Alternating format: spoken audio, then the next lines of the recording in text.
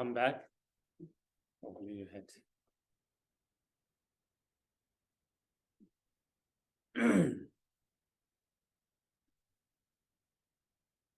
So actually going through the practice itself, at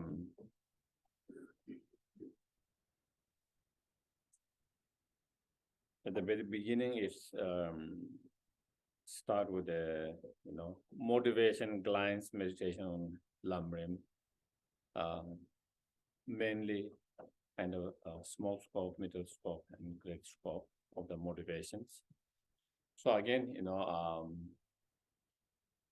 motivation can be very extensive, short,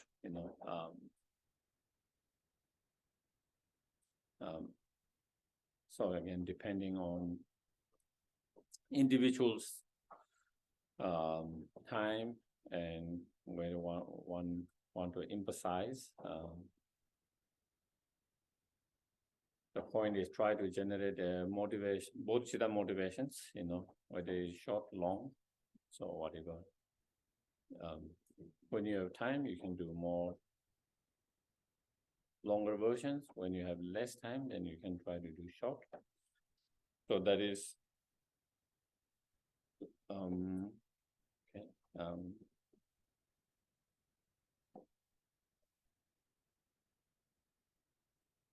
Yeah, and then it's after the motivations, then of course normally refuge for immeasurable,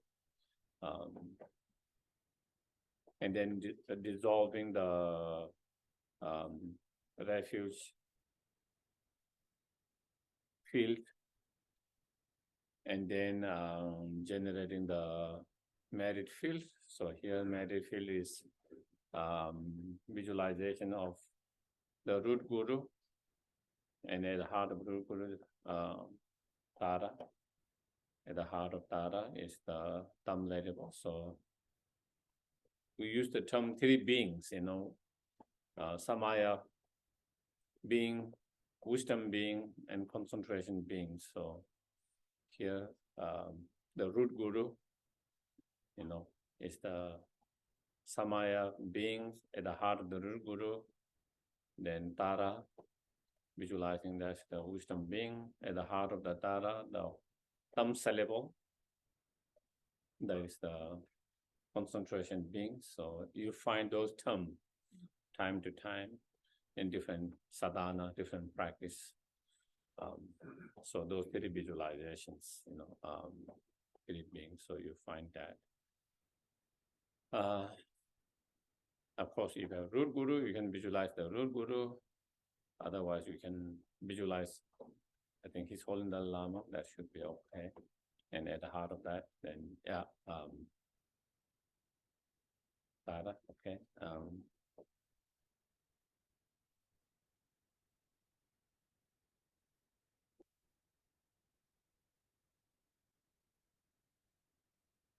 And in such practice, if you can have clear visualization, of course, it's great, but even you can't have, because, all people's mind are slightly different, Some people can visualize very easily. Visualization is not a problem. It comes quite naturally, easily. Some people struggle more, I have met some people where they say their struggles. And even idea visualizing a Buddha, how can that be? Then I said, can you think of your mother's face? No.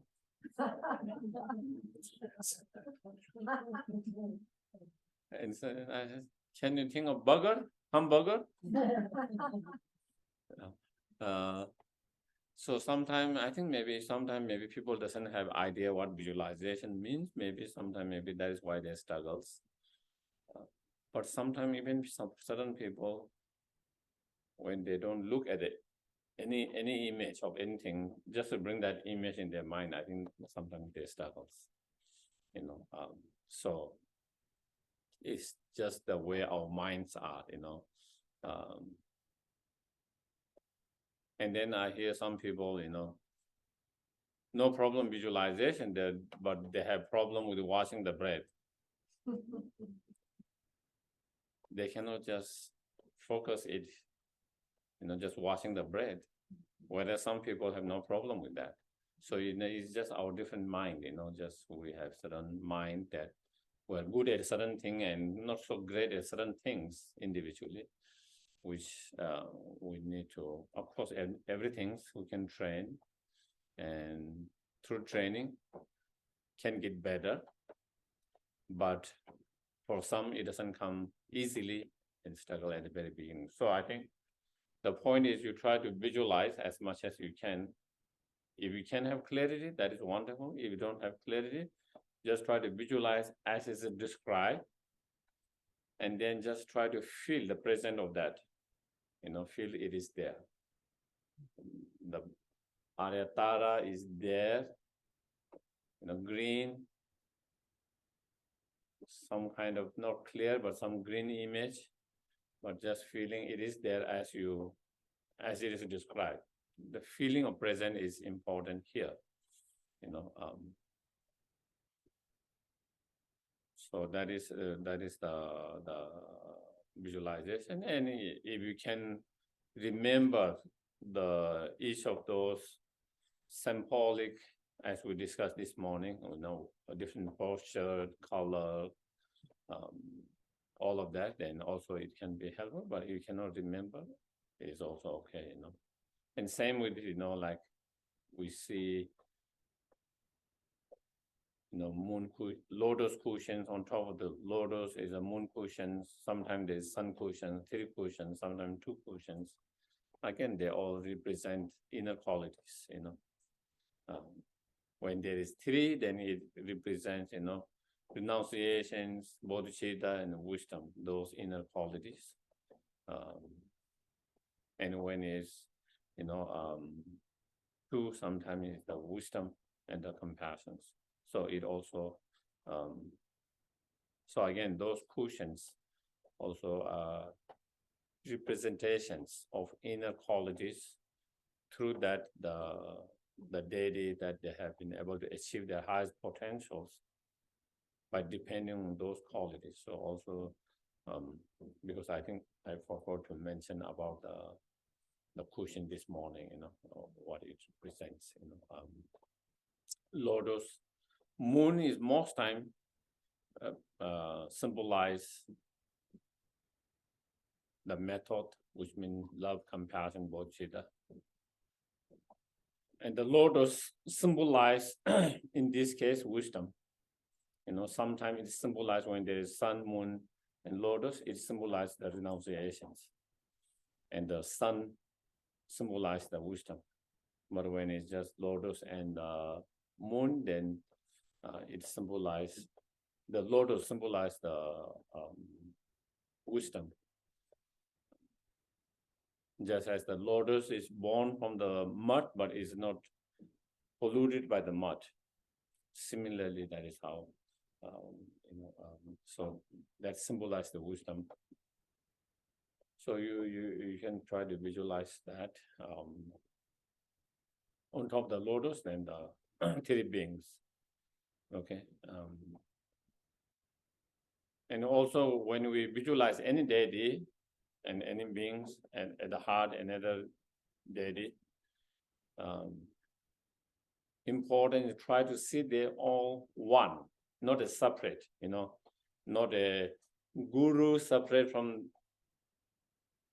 Tara, or Tara separate from the guru, and the thumb ladder that is separate from the guru and the Tara, or the guru and Tara separate from thumb.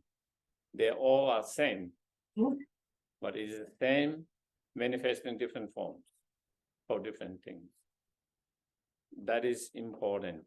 That is part of the training, to have non-dualistic view, to see all same, It's the same energy, it's the same essence manifesting in different things. It's the same ice cream with different flavors, let's say, or different colors, but it's the same ice cream.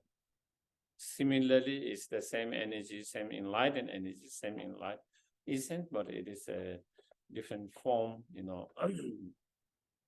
So to see that is another important factors in any kind of practice related, like daily sadhanas. Whenever we do that, to see them one inseparable, they're all same inseparable.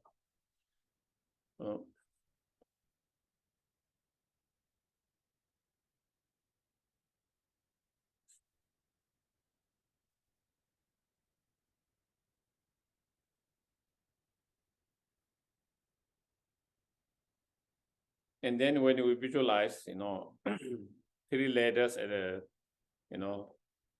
three places, forehead or crown, throat, and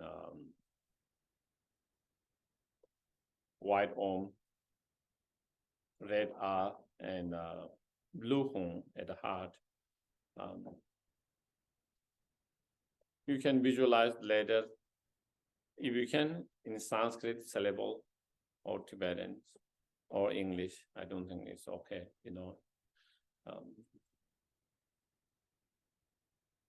whichever, of course, if you can do in Sanskrit, it's nice. That's the original source of all these teachings and mantra. But even if you cannot visualize and if you use English, that is also just fine. Syllables.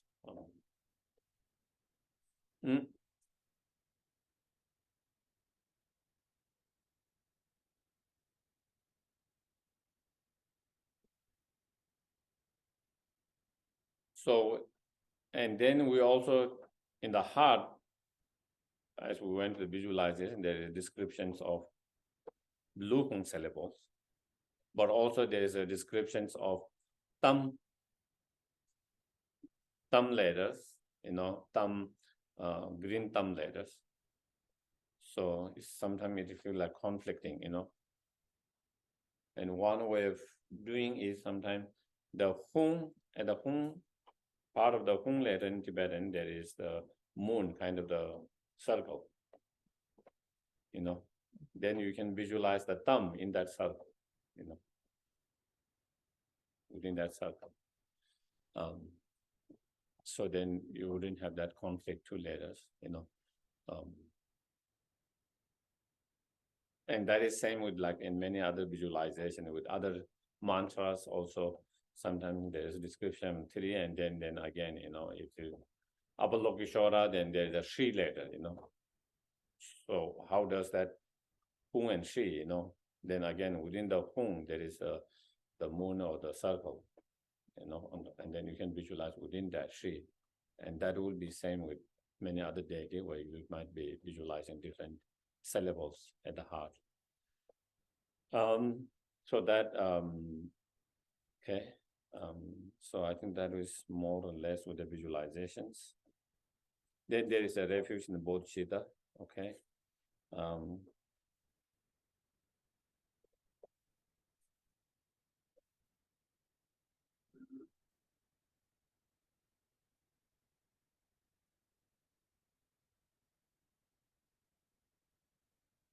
Yeah.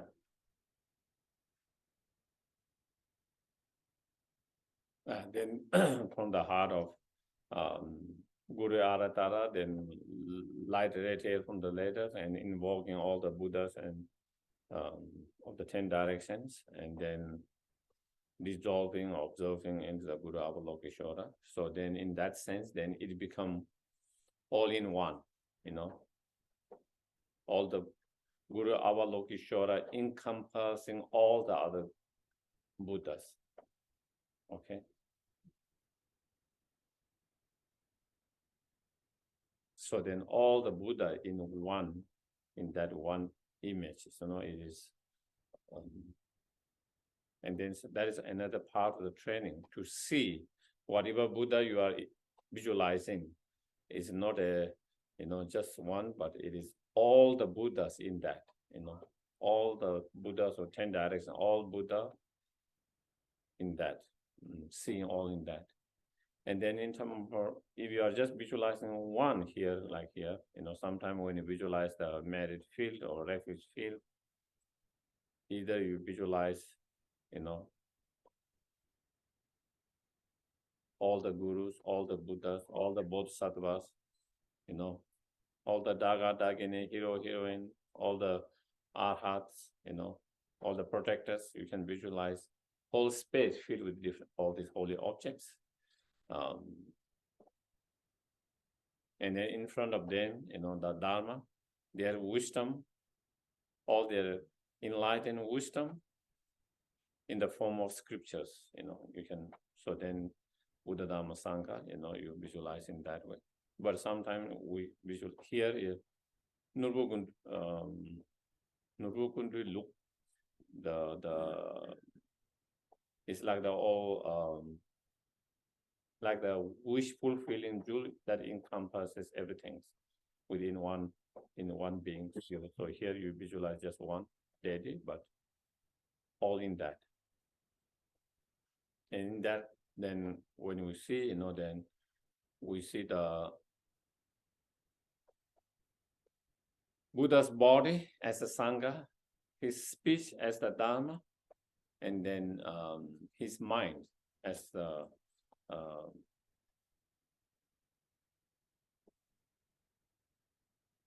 Buddha Dharma, Sangha, yeah. Then as the Buddha, his body as the Sangha, his speech as the Dharma, and his mind when you have just that image. So again, that is how we try to see Buddha, Dharma, Sangha all in one. And then through that, then again, we go for refuge here in this case. Okay, and of course, if you have time, then you can do, more extensive visualizations of the refuge, trying to remember and recollect the excellent qualities for the Buddha, Dharma, Sangha through recollecting the excellent quality of the Buddha, Dharma, Sangha. Then your faith and devotion increases, the more quality you see, the more quality, positive, excellent quality you feel, the more stronger faith one has, so that is part of that. And then you can also do visualization of cleansing, purify all the negative energies, and especially all the negative karma that we have created in relation to the Guru, Buddha, Dhamma, Sangha, and then receiving all the blessings, and especially the blessing of Guru, Buddha, Dhamma, Sangha. So one can do that visualizations, and then one can also try to generate the bodhicitta, bodhicitta motivations, for doing this practice while you recite that. So again, we don't, yeah. And then next comes 7 limb practice.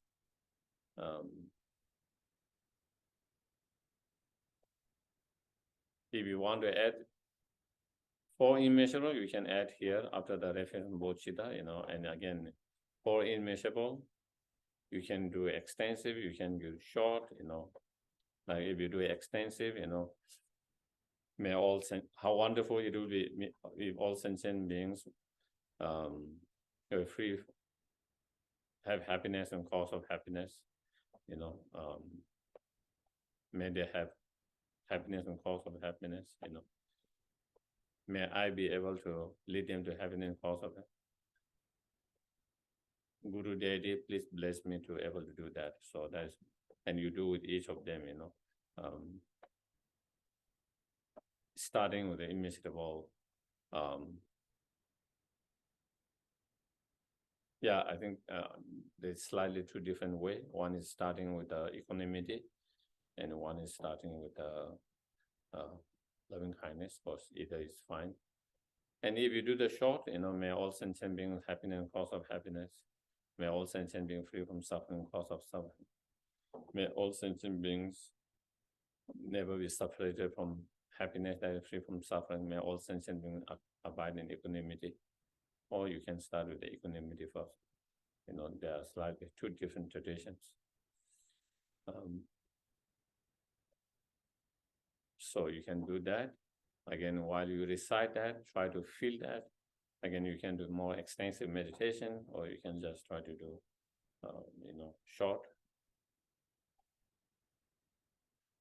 And then next is 7-limb practice. And you see in all the sadhanas, all the practice, 7-limb practice, in all different sadhanas, It can be, here is a very short, one line with each of those practice.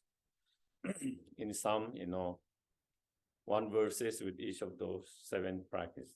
In some, there's many, many verses with each of those practices. And then when it comes to 7-limb practice,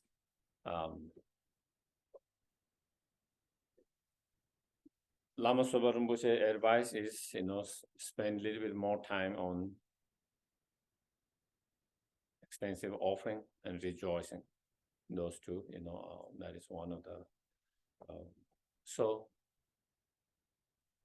based on that advice, this morning also we try to do a little bit more extensive offerings. Maybe next session, maybe we'll try to do a little bit more on the rejoicing, But normally when you have time, then you try to do a little bit on that too, a little bit more extensive, spend a little bit time. Again, you can spend, 5-10 minutes or 2-3 minutes. It's all depending on your time.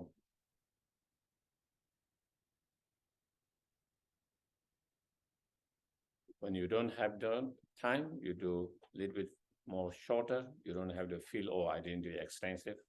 You rejoice that you are able to do that.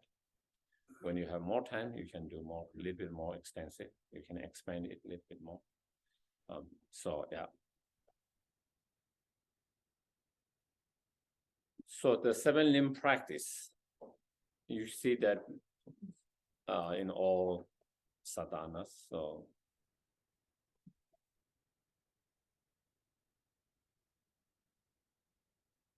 and at the very beginning of all the practice, you should 7-limb practice. And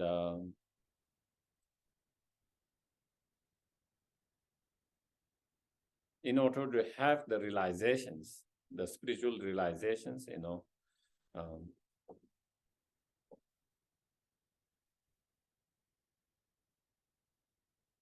we need to have a good practice meditations. And for the success of the meditations and the practice, we need to purify all the obstacles and create conducive conditions. These are important factors. Sometimes we might feel, why we do all this? Why not just do the actual meditations, isn't it?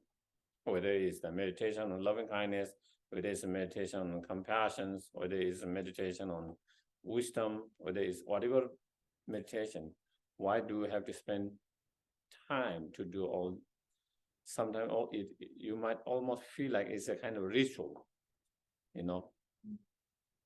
Of course, if we don't understand the real meaning of them, then it might just feel like it's just a ritual. When you don't really understand and when we don't do properly, then it could be just a rituals, might feel like it's. But when we understand the meaning of them, and when we do correctly, properly, then definitely it is a meditation. It itself is a practice and meditation. And this practice and meditation is to purify the obstacle and create the conducive conditions for the success of the actual practice, actual meditation, whatever subject it is.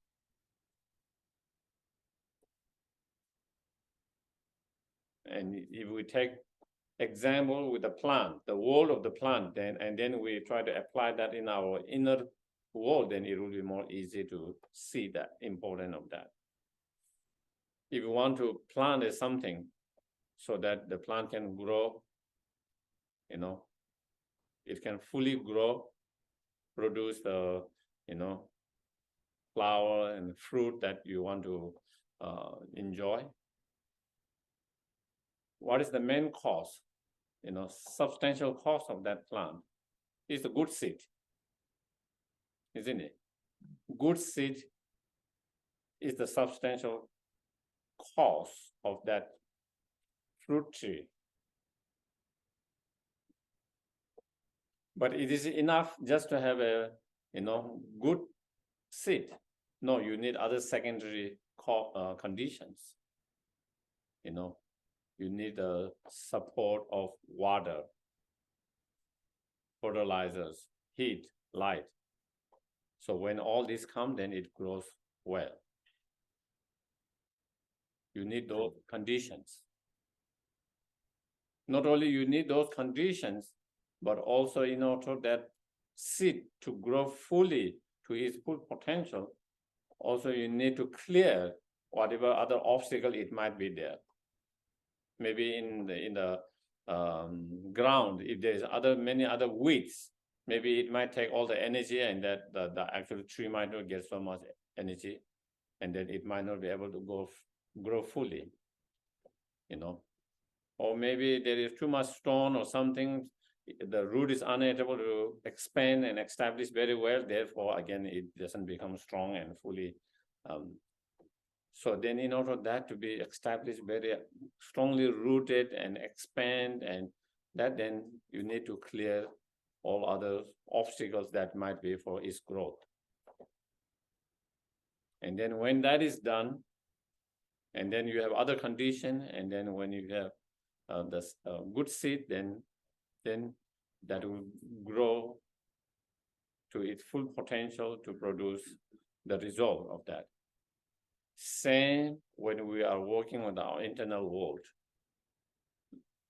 Our practice meditation, whatever practice meditation, whether it's we are meditating on loving kindness, compassion, bodhicitta, emptiness, or whatever meditation we're trying to do, that is like the seed, good seed, okay? And to purify the obstacles, like cleaning the earth, cleaning the garden, cleaning that is the purification part of that, cleansing, purifying the obstacles.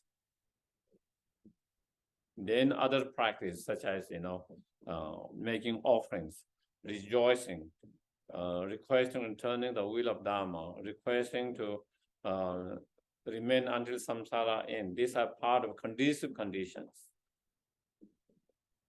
like the water, fertilizer, heat, light. And so when all these come together, so then your practice become more powerful, more success, less obstacles, better result. So according to the Tibetan Buddhism, which is a part of Mahayana Buddhism, Vajrayana Mahayana Buddhism, it's important to have all these aspects together. You can't ignore each of those parts. All these have to go together. The actual meditations and purification and accumulation of merit, the conducive conditions, all together. And of course, for the success, also we need some support, help from the enlightened beings, gurus and Buddhas, whatever. Then part of that is, like the Guru Yoga is part of that. So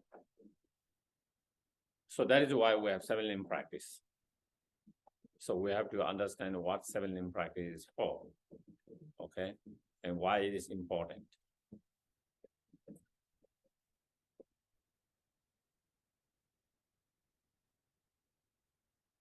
And also 7 limb practice, when it is done correctly from your heart with proper understanding, then those practice also act as a antidote towards different negative emotions. Okay. The first one, frustrations, is kind of paying homage, paying respect, bowing down. And when you are really bowing down from your heart to someone respectfully that way, then, it becomes an antidote towards our arrogant, unhealthy pride and arrogant. If we are feeling of superiority, because that is what arrogant feels. When you are arrogant, when that is the feeling of superiority. When I feel I'm superior than someone, I will not bow down to them. That is how we feel. Why should I bow down? They should bow down to me. I'm more superior than them. I'm better than them. That is our mind, how our arrogant mind feels. So when we really bow down from our depth of our heart, that means we are holding the others more superior, ourselves less superior than them. And that is part of practice, to reduce the feeling of arrogance by feeling we are more superior than others. Of course, without any feeling, you just kind of do the,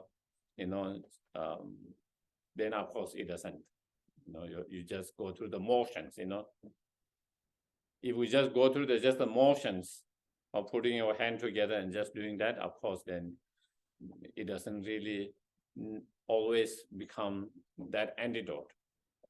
But if we do from our heart with that feeling, then it becomes antidote to the feeling of superior and arrogant. And the practice of that is the first one, among the 7 limbs. Second one is making offerings. And again, when we make offerings, whether we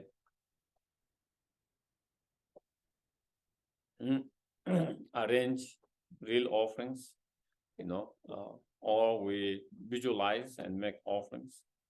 Again, offering is an antidote towards miserliness, where we feel like greedy or miserliness, where we don't feel like we don't have enough to give, enough to share,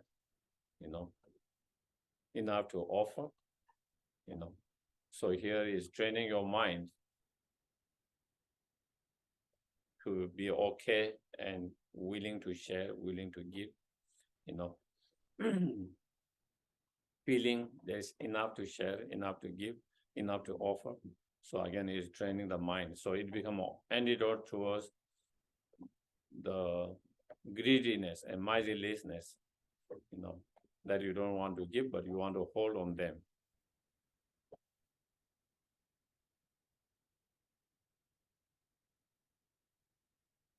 And part of that, sometimes, of course, we can add, it's good to do the offering every morning,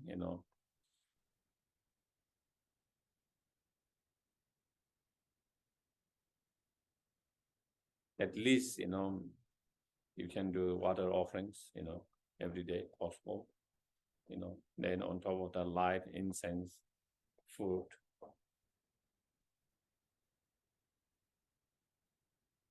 If you can do it, that is even great. So, but anyway, when you do the practice, then you try to expand the offerings, like Samanbhadara's offerings. Samanbhadara's offering, Bodhisattva Samanbhadara, his offerings, from 1, it manifests 2, 4, from 4, 8, 16, and then filling the whole space and making the offering. So we can try to also practice that way. So that is, and third one is, confessions, and that is the purifications, cleansing and purifying, and again, trying to recollect, remember whatever negative karma we might have created, through body, speech, and mind. And those which we don't remember, but definitely we have created many times in the past, and trying to understand them from the karmic point of view, and then trying to generate a strong regret, and then making a strong resolutions not to create again in the futures,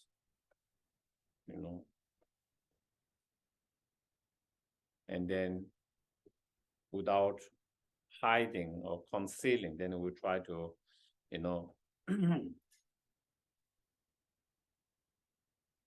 declare all of that in the towards our Guru Buddha here, Guru Aryatara, then we declare everything, and then, that this is what I have done in the past, either not knowing due to ignorance, sometimes even knowing because the delusion is so strong, a lot of time out of ignorance. Sometimes it's not out of ignorance. We know it, but that moment we cannot stop it because the delusion too strong, and due to whatever, then, I declared everything without hiding. This is what I did, and then now I will not do in the future, and so through that, then we try to confess and purify all the negative karma. And so that acts as an antidote to all the delusions, anger, attachment, ignorance, and all the delusions. When you, from your heart, when you really regret, and when you really sincerely make that resolutions not to do again, then, Buddha explained, there is no karma that cannot be purified, if we do correctly. So we try to create a strong resolution not to create any more negative karma with understanding how harmful the negative karma are to ourselves and to others. So that is going forward. Future is that we will not do that. We will try all our best not to create. But what about the past, which we all have created? The past one we try to purify through such purification. And if we do the purification sincerely, then all the negative karma, no matter how strong they are, no matter how all can be purified. So with, again, that belief is another important factors for the how success our purification become. The more stronger belief that it can be purified, the more effective it is. If our mind is, I don't know whether it can really purify by this, then your practice also become less effective.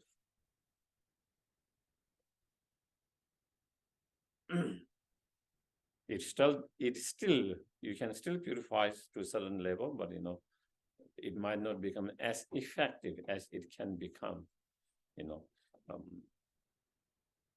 because your mind is not fully there when you do the practice.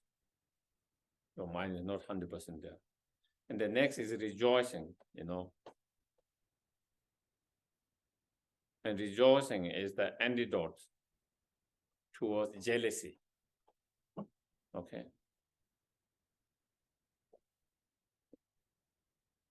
Instead of feeling unhappy because someone is having a happiness, not me. Someone is having a success, not me. Someone is doing a virtues, not me. That is what jealousy feels like. Jealousy is that, I should be the one who is having success, and why is not happening? So you are not so happy, for someone's happiness, someone's success, someone's virtues, because it's And so here, practice of the rejoicing is learning to be happy with others' success, with others' well-being, with others' happiness, with others' virtues. And also rejoicing in our own virtues. So learning to rejoice your own virtues and virtues of others.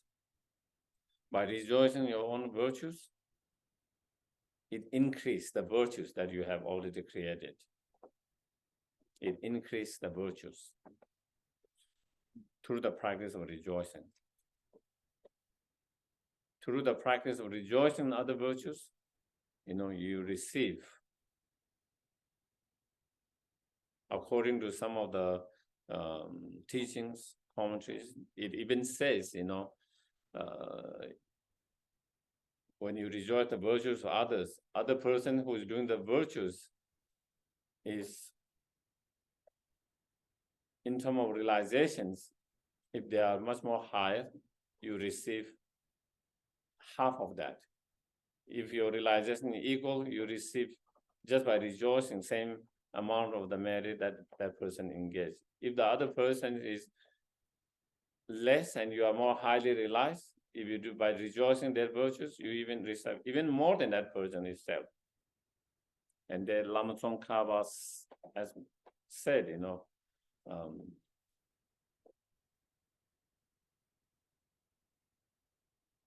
with little effort, creating a lot of virtues, with a little effort, the way to create incredible amount of virtues merit is the rejoicing that's taught by the Buddha, method taught by the Buddha. And there is probably, you might have heard about the story, there is a story at the Buddha's time, there was a king who invited Buddhas and his followers for a meal, he used to offer a meal. And so he offered a meals, great, feast meals to all the Buddhas and his followers. And, Buddha, after every meals, he dedicate. Sometimes he give some teachings and then dedicate. Sometimes he, so he asked the king, because he was the sponsor, to whom I should dedicate the merit. And the king was, he wanted to dedicate for him, but he couldn't say, please dedicate for me directly. Maybe he felt embarrassed, asked, So you try to say indirectly, So it's by saying, dedicate for whoever create the most merit. Because he offered all of them, he knew that he was creating the merit, because he was the sponsor, he was the offering. So he said, dedicate for the person who created the most merit through that. And then Buddha dedicated. But when dedication came, Buddha dedicated for, there was one person, beggar, and Buddha dedicated for the beggar,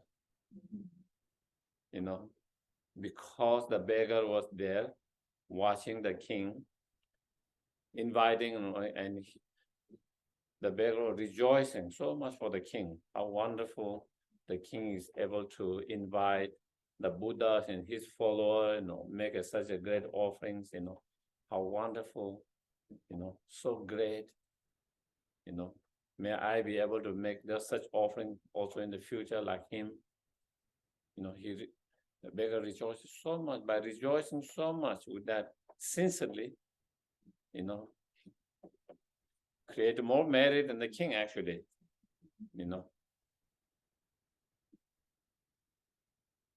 And so there's more stories, but I don't think we need to go that. But so that is another how, by rejoicing, someone create even more merit than someone who actually practice the generosity of offerings, in that way.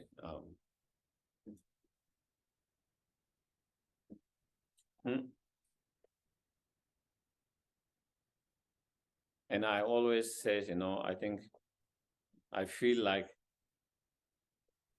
rejoicing is very powerful practice, something that the Westerner need to do more often. Especially for their own virtues. Because in generally, I think my impressions, my observations is Westerners are more harsh on themselves. I don't know wherever that come from, what culturally or what is the background for them to feel that way, but they are more harsh on themselves.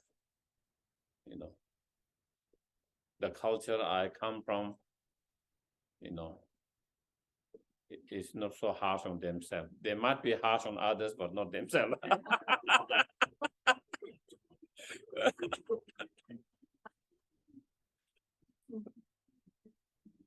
Mine comes from because when we were young, we always taught that we are the creator of our sins, which that's what Buddhism says too. But it was such like it was more a bit more harsh. That's why you suffer. Christian heritage. Yeah. Especially yeah. So we were sort of seen as how fortunate you got Christians to believe that what can you create? It was more seeing what you had done, what the result was. So a bit more lowly. The concept of origin perceiving.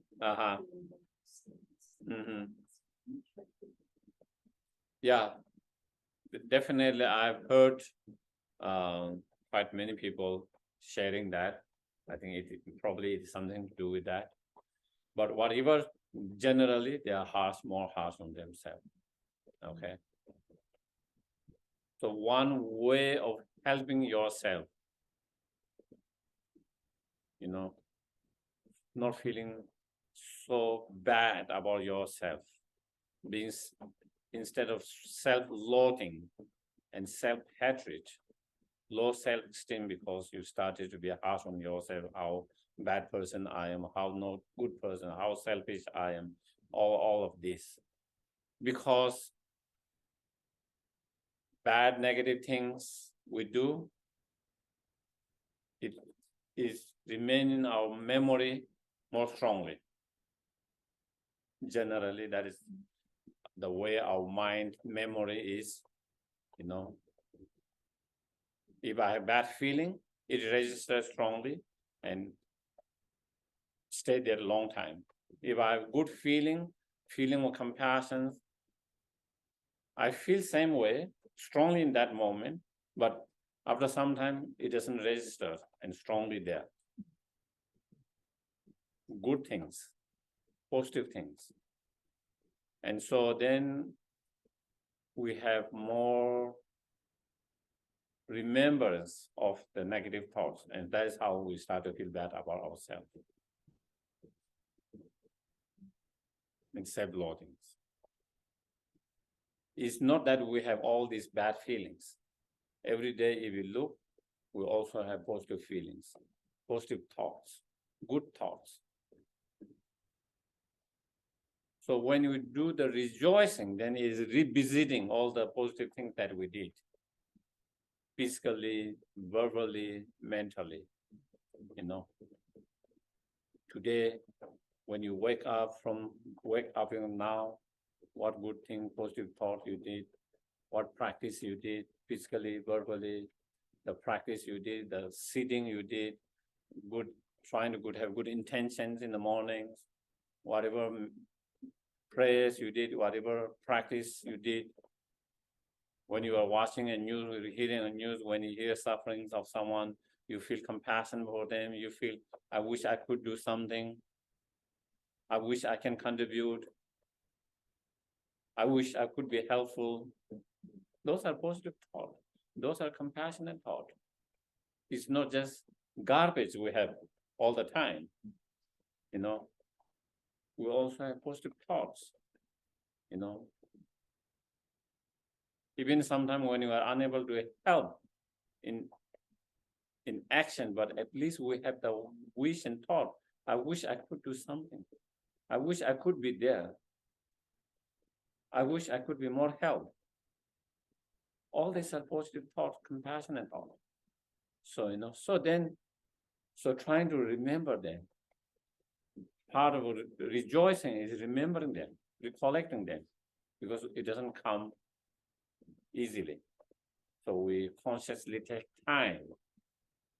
Do you get it? We consciously take time to recollect and remember them and feel good about it.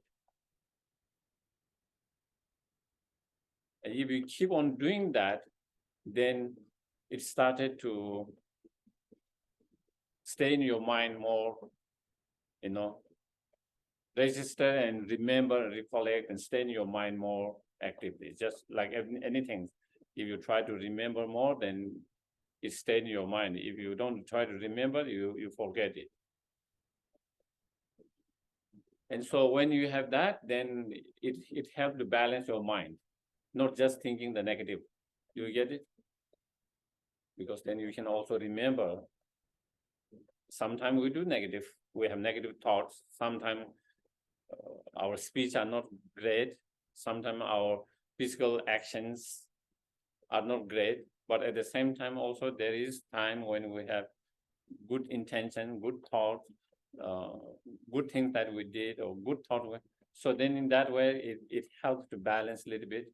And so then you don't start to have that kind of self-hatred, self-loathing,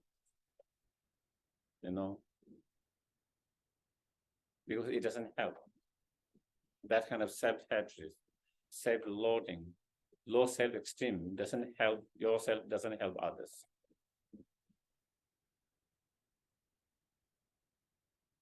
Doesn't help spiritually, doesn't help worldly.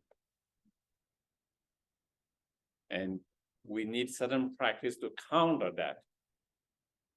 When you are already in that state, then you can't do it. It's difficult. When you are already in that strong mindset, then even you try to do this practice, it will not be effective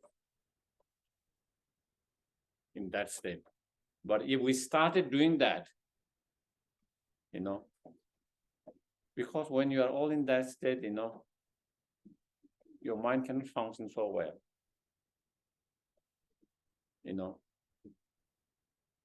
Unless you rely on other support, medicine and therapies and others, just meditation itself. Someone who already have good practice meditation before, then when they have strong tools already, then they can apply and not to fall into that. When it's starting to fall in, it can help.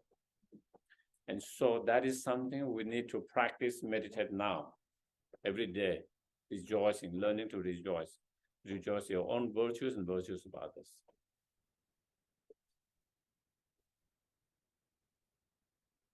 And of course, you can spend hours just rejoicing practice, rejoicing your past virtues, rejoicing your present virtues, rejoicing the future virtues, rejoicing the virtues of the Buddha, rejoicing the virtues of the Guru, Buddha, Bodhisattvas, Arhat, rejoicing the virtues of ordinary beings who are on the not path, So again, as it is mentioned in King of the Prayer, rejoicing in the virtue of five beings,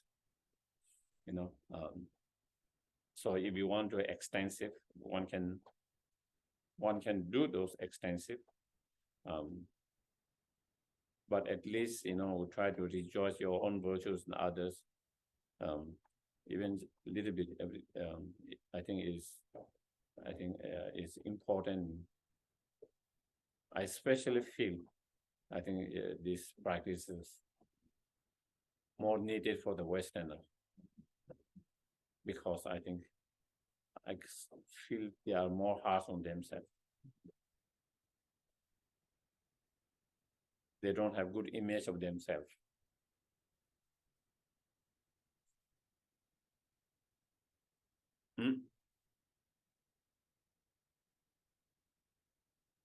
One teacher made a comment,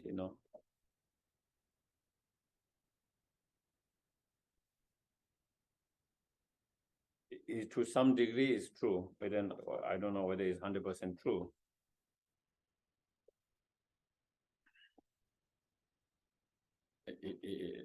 She mentioned, the Tibetans, even the worst persons of the Tibetan, they might still have a good image of themselves.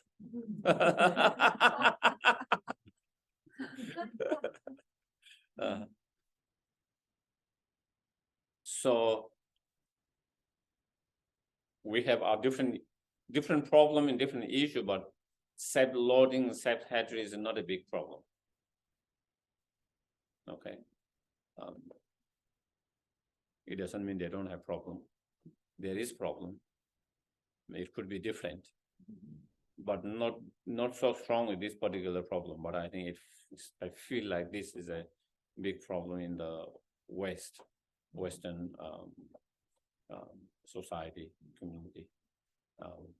So one of the practice I feel that can be helpful is that the rejoicing in your own virtues and virtues of others, especially your own virtues, can be helpful.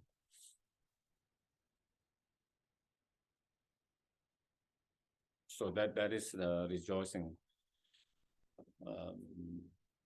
So it's a way to accumulate merit, and also it acts as an antidote towards jealousy.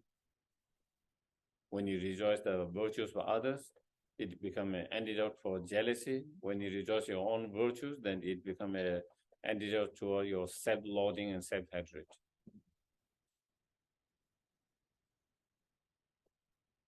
And then fifth one is, the requesting the turning the wheel of Dharma. And of course, when you do the practice, if you do extensively, you can visualize, making the offering of, Dharma wheel,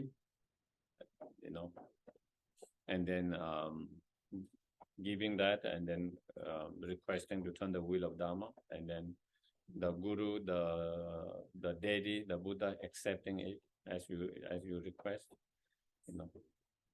and that one is antidotes towards the negative thoughts towards the Dharma, and purify the negative karma that we have towards the Dharma, So when you request from your heart to turn the wheel of Dharma, it means you have a appreciation of the Dharma, isn't it? Otherwise you will not request to give the Dharma, to turn the wheel of Dharma. The reason you request and ask to turn the wheel of Dharma or give the teaching is because someone trying to come, I don't know. Because you appreciate the Dharma, So therefore, it becomes an antidote towards the negative feeling or thoughts that we have in relation to Dharma. Antidote towards that. Then the next one is requesting to live as long as samsara, until the samsara end. The Guru, the Buddha, and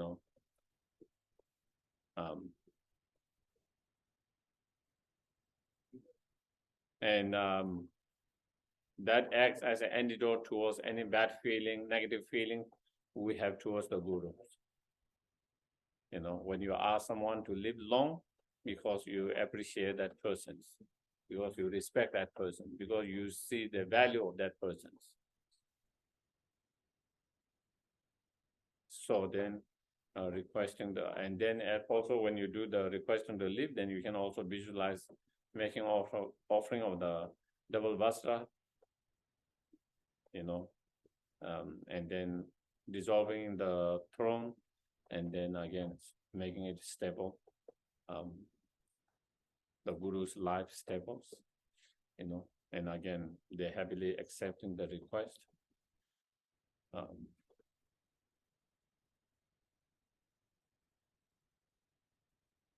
And by doing that, karmic point of view, karmic is kind of similar result. And so you create a karmic karma to have your own long life. Of course, our intention is not for our own long life. That's why we request. We request because we appreciate their teachings, their guidance, their advice, instructions, because they are a source of happiness for a lot of others. So that's why we request, not because for our own long life. But byproduct, you create a cause for your own long life. Sometimes it's good to know. It is like, I always share, my parents, never, they used to go and do a lot of stupa circumambulations, all their generations,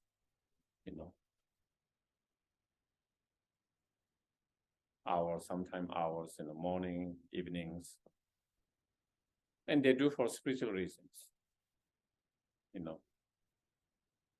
That is the reason they have no other intention for spiritual reason. But by product, they were keeping their health well. That was exercise for them. They were walking a lot. They never went thinking that that helped their physical health. They didn't know that, and they didn't go for that. They just went for the spiritual reasons. But actually, by product, it really helped them. Their physical well-being, also emotional well-being, because that is, even if they don't go for that, but when they go there, they meet the families, relatives, friends, so they have social. After they go through the circumambulation, then they will go to the tea shop and have a tea and catch up and talk a little bit here and there, So it is kind of, so that's how it supported them, That was never in their mind, but that is byproduct of that. And a lot of practice are related like that, Same with the mindfulness meditations, Nowadays, it might be different, but in the old times, the practitioner never thought because it will reduce their stress or their blood pressure or their physical health. They have no idea of, many of them have no idea of that. They were no concern about, they just did the meditation for their spiritual growth, their spiritual practice. But by product, they are experiencing those results, benefit, they get that by doing that, other benefit. Even though they are not aware, they are getting all this benefit from that. And so similarly, that is also here. So I think that was I was explaining about that. And from the 7 limb practice, the last one is dedications, and so especially in Kadamba tradition, Mahayana tradition, they describe about very importance of 2 things in 7-point mind training. There is a verse that says 2 activities very important in the beginning and end. Very beginning is the bodhicitta motivations, end is the dedications. Dedicating, even you do a very small act of virtues, even just putting a water for the birds, or just leaving the seed there, or whatever small things, or just reciting a few mantras. Whatever you do, you take the time to dedicate that virtues. Dedicate the virtues for the well-being of all sentient beings, not just yourself, just your family. One thing I would say is, when you dedicate for the well-being of all sentient beings, your family, you are included there. Don't worry about that. You don't have to feel me, my family is left out. You know, you are and your family is sentient beings. So when you actually dedicate for the good health of all sentient beings, you have already dedicated for your family and your good health. When you dedicate for longevities of all sentient beings, yours and your family is there. When you dedicate to overcome all the obstacles of all sentient beings, so I think it's better that we expand it for all sentient beings, and thereby you are already included. And so try to dedicate the virtues for the bigger purpose, for well-being of all sentient beings, to generate the in the bodhicitta mind, wisdom realizing emptiness, the spiritual realization within oneself and all sentient beings, or all sentient beings, and then you yourself is included for the long life of the gurus, for the Dharma to establish, flourish, and establish within the mind of all sentient beings. So we try to dedicate in that way. So then that is the dedications. And through dedications, what it does is one, again, it increases the virtues, okay, that you have already created. So you are dedicating the virtues, the merit or the virtues that you have created. It increases that. And also it helps not to be destroyed by the anger, because the anger can destroy certain virtues. And so when you dedicate for the well-being of all sentient beings, or when you dedicate for enlightenment, for the benefit of all sentient beings, then the anger cannot destroy that virtues that has been dedicated completely. It can damage a little bit, but it cannot destroy it completely. If we don't dedicate, then sometime our anger can destroy the virtues completely. It's possible, certain virtues, not all the virtues, but certain virtues, certain merit, it can destroy. So that is, and so we just take, to really dedicate that way, it takes you maybe 2-3 seconds. It's not going to take you 2 hours. And it's safety. And it's a really good way of sharing the virtues with the rest of the sentient beings in that way. So that is the dedication to the 7 limbs. So I think maybe, I don't know, we already have. So. Isn't that would broaden your mind too, wouldn't it? Yes, of course, definitely. Yeah. So yeah, we will have a break. And then when we meet, I don't know. We will do some practice, maybe. Okay. Yeah, the 3. Yeah.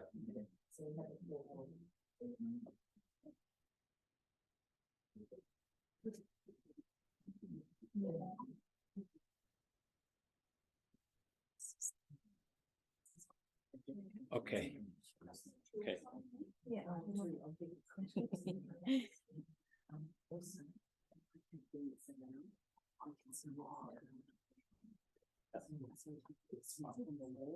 Okay. There's one up there on the wall too. So Okay. maybe at the end we can see. Okay. Yeah. Yeah. Do you know the Yellow Tara mantra? Hello, hello. Okay, I'll type it in here for you. Hello, darling. No, I'm talking to them.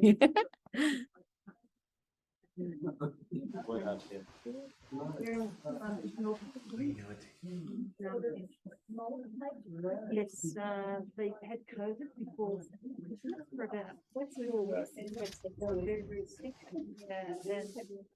And my stepfather couldn't. She's typing something.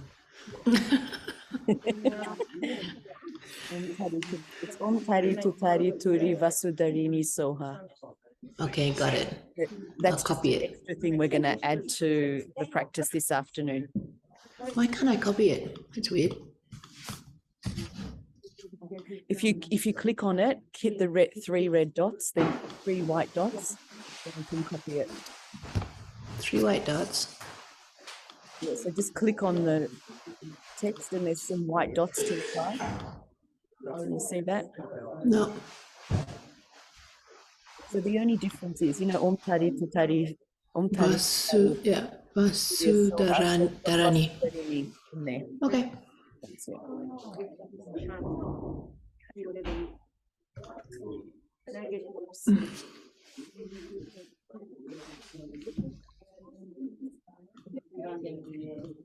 Guys, that we have some new species. Yes, yes, okay. So I just have some support on the map and just fill them in on the stuff that so math and Chinese against students. Oh yeah, yeah. And how did he go? Went well. Yeah, I heard it went Yeah, yeah. I heard it went very well. I personally had a good time. Yeah. So, yeah. Yeah, they said it was fantastic and Matt said it was really great. And so did Mickey.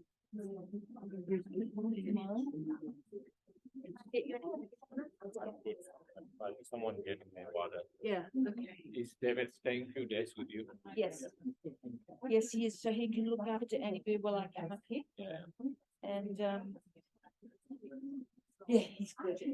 He's funny, isn't he? Yeah. He said he had a lovely tour. And yeah, it's really nice.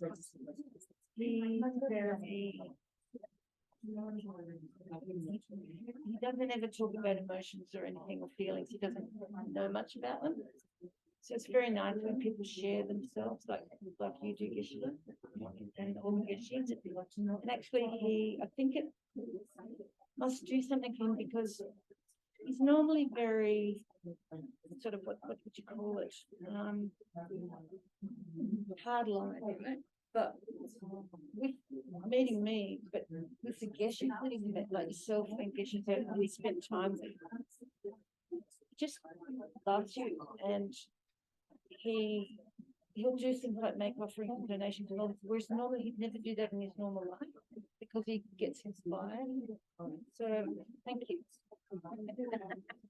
Thank you for that. Thank you. Yeah. And yes, do we have to talk about anything else to do with the tour? Not really. Not really. We can just do it like that. And I don't remember anything. Yeah, we'll just keep talking about Messenger and I'm so sorry about the flight. The terrible flight. Oh, do. no. Oh my God. Sometimes I don't like Oh, even no. if it wasn't terrible. even it wasn't so great at that No, moment. it was terribly But stressful. like these are good when I look back. Oh God. Something that Yeah. I always find Yeah. long term those are good experience. Okay. Experience and something that you feel, oh, Oh. I can do that. I've gone through that. Oh, that was just so stressful. Knowing that, like I take responsibility, knowing that Geshe had to go to the country and get a visa. I just didn't know. And, so you know what's going to happen now? Now on, David's volunteered to book all the flights. So, That's good. yeah. So then now you can. Yeah, I have more time, and then because I was supposed to get an assistant for the tours, right? But she didn't. She was supposed to come in November, but she couldn't, and so she was going to look the bookings for the Geshe, and then anyway, she just told us at the last minute, no, I can't come. So I did everything in a big rush, and I made all the mistakes, of course, which I do anyway. And so David said, right, I can't stand seeing you get stressed. This is big enough for me. I'm going to volunteer. I'll book all the flights, do all the Geshes. And I was like, oh, great. So that is good outcome. It is a good outcome. Not for you though, Geshe. No, but as I Yeah. said, that is only just Yeah. a momentary in that time. Like a surgeon. Path Yeah. and it's something that Oh. that experience that I can appreciate now, not that moment, but now. Yeah, now.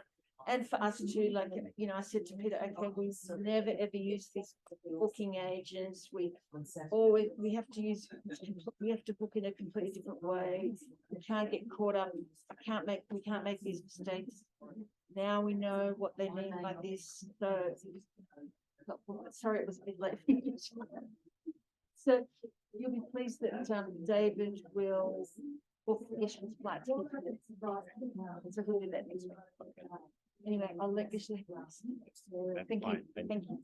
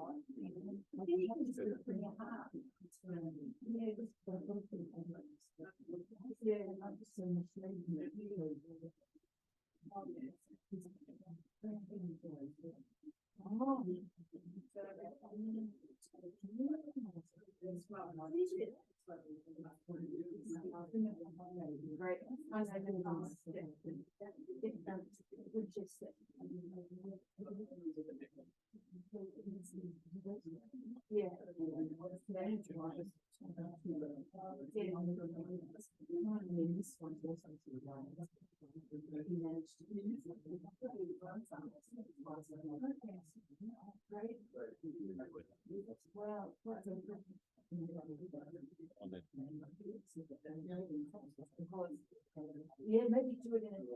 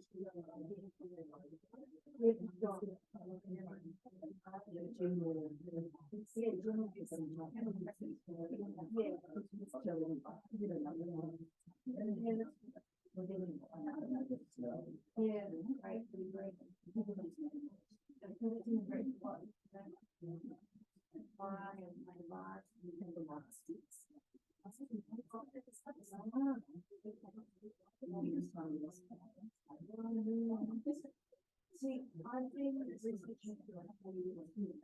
and I'm just not sure about that because there's quite a few very and I said, not for that attention because use different each is actually all, but it's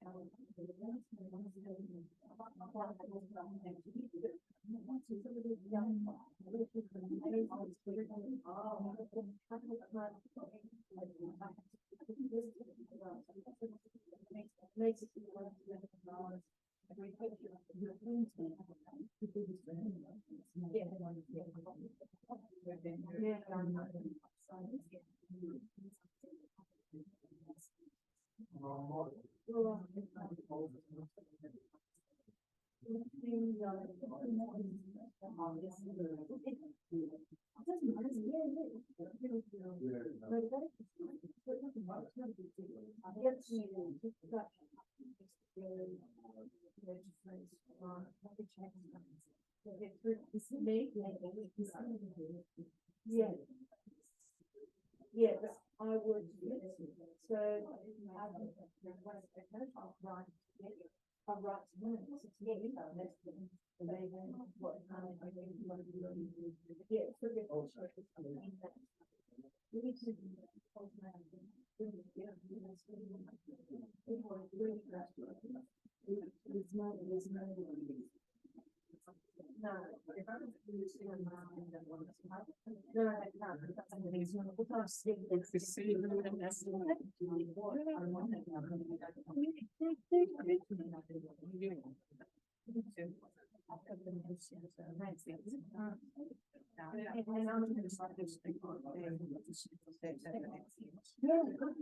When did you diagnose? Okay.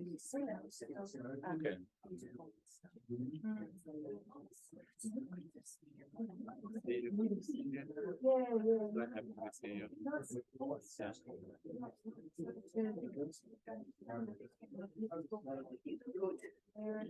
I'm good so far. Yeah. You in any scan? Are you staying here today?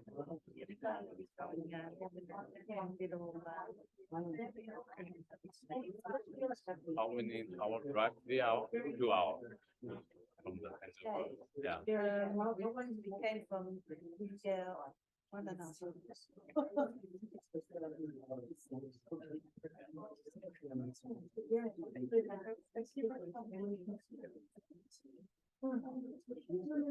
See you later.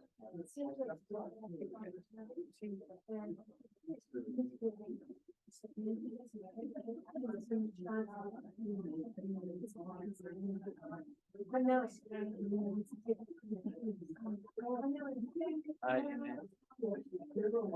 See you. Thank you. Thank you. Waiting for long time for you to come. Yeah. Are you well? I'm good so far. Your family is okay after your dad died? Yeah, I think everyone's. It's a difficult time, isn't it?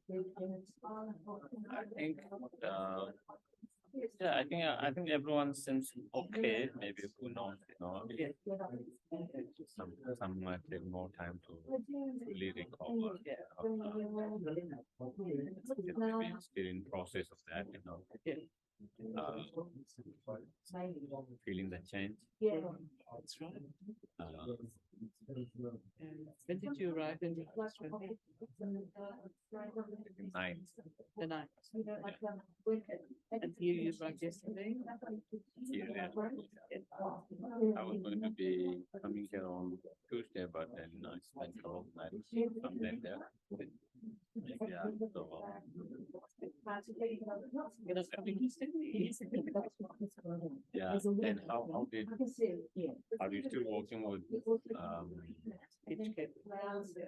yeah. That's the big, I have a big organization now. I'm Yeah. responsible for 11 HK students. Oh, Doing lots of driving around. One in Queensland and the other ones are all oh, up in and how are your children doing? Yeah. keep going.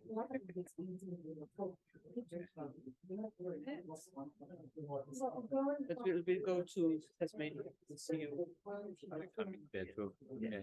Yes, one day I'll be at the center. Okay. Because my husband's coming as well. Okay. Okay.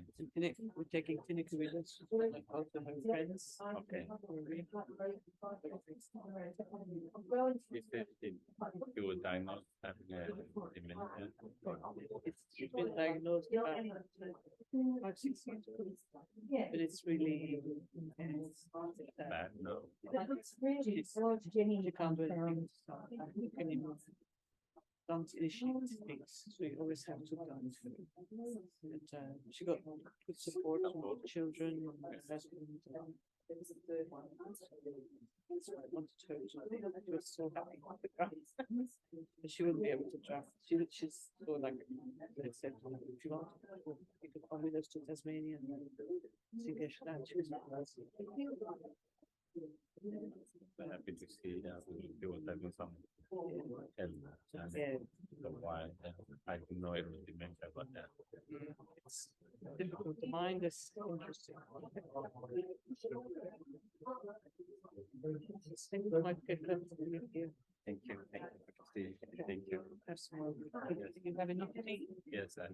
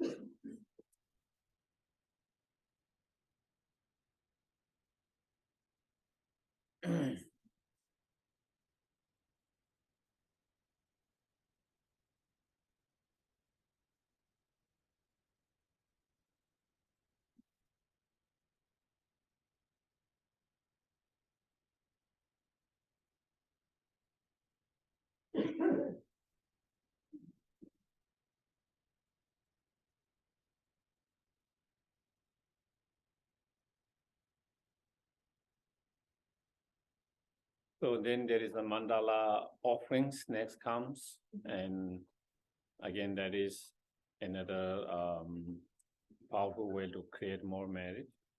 And then there is the visualization of request and visualization of purification of the negative karma created to the body, speech, and mind, and all of them.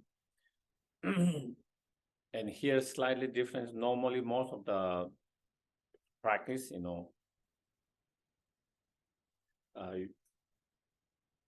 with the from the Om, white Om syllable, that is the was the holy body, and then light nectar coming and purifying all the negative karma, especially negative karma created by body, and receiving the blessings, all the blessings, especially the blessing of enlightened body, and then same with the speech, with the art, and mind with the Hum syllable, and then from those three later, with three colors, white nectar flowing, and then purifying all the negative karma that created through all three body simultaneously, and receiving all the blessings. And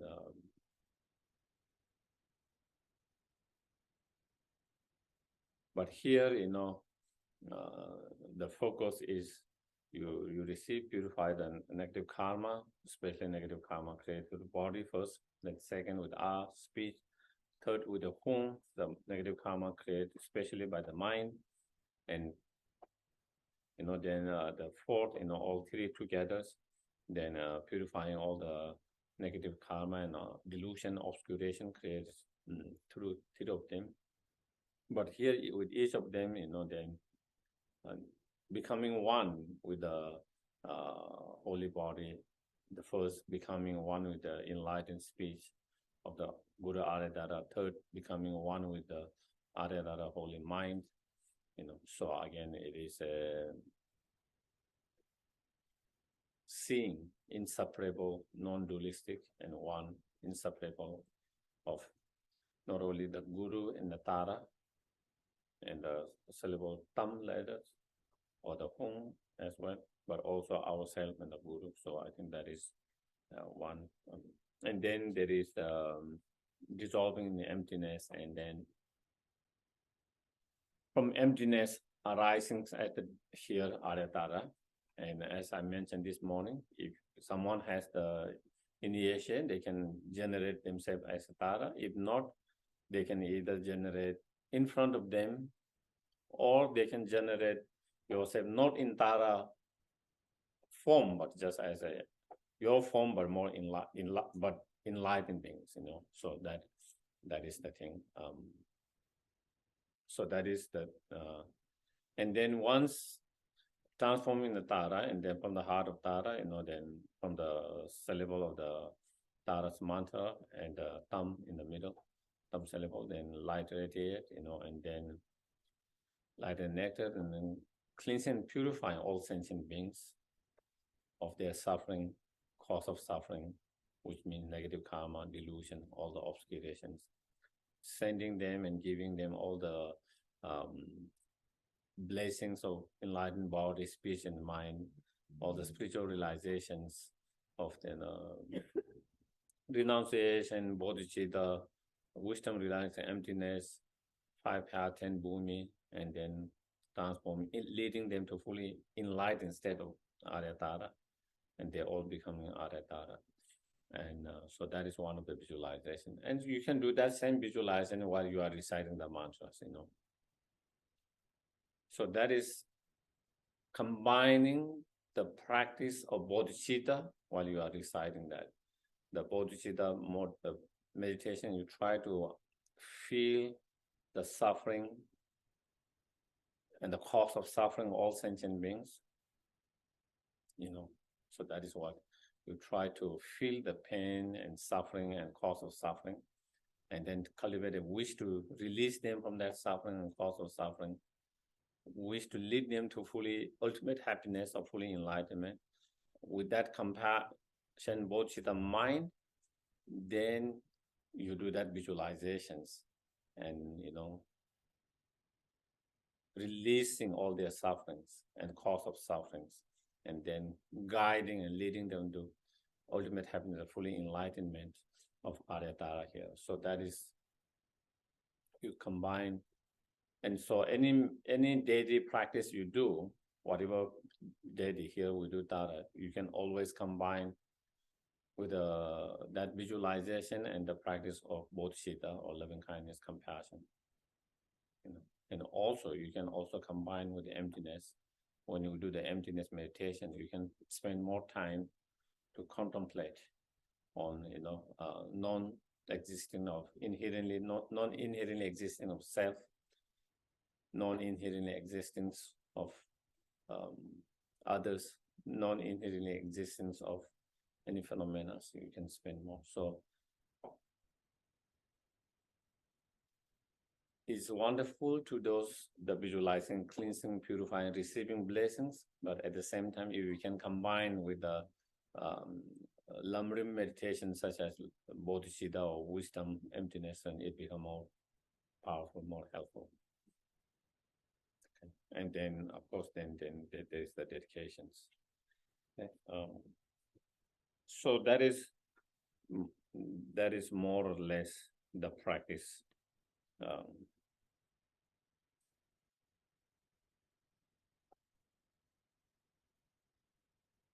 So maybe we could do the practice.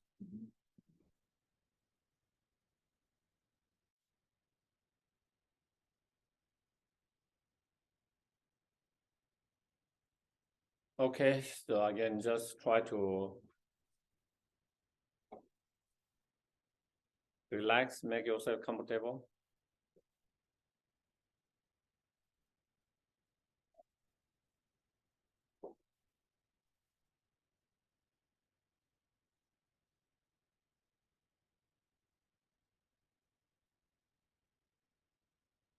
And also try to let go of any expectation that we might have from the practice. No expectation, we just do the practice.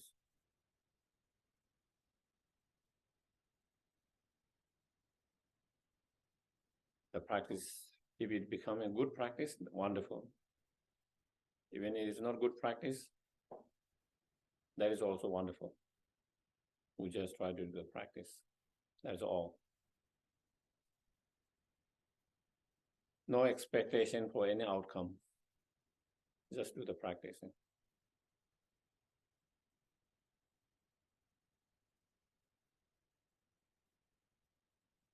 And we can just try to focus your mind on the breath. Few moments.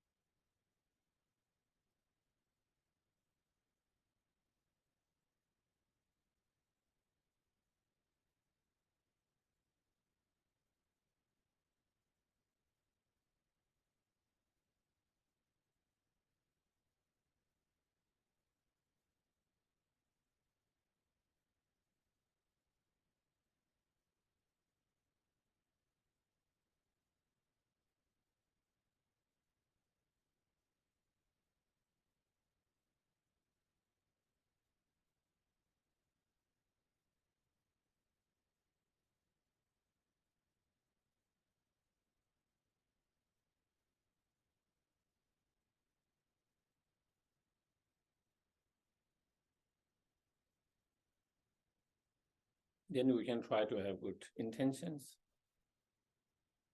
For example, we can think, and you can visualize all sentient beings surrounding yourself as vast as space.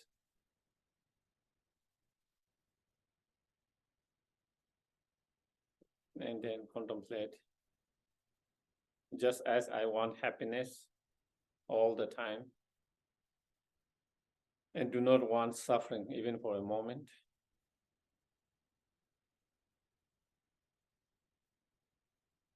All these sentient beings, each and every sentient being, also just like myself, wish to be happy, do not want any suffering.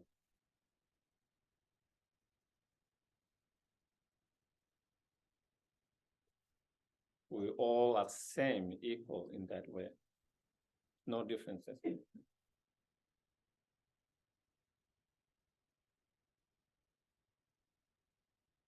Try to feel as much as possible that oneness, equalness.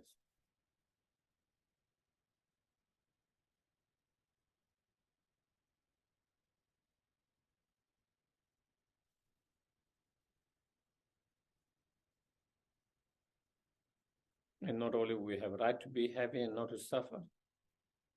Each of those sentient beings, each and every sentient beings, equally have right to be happy and not to suffer.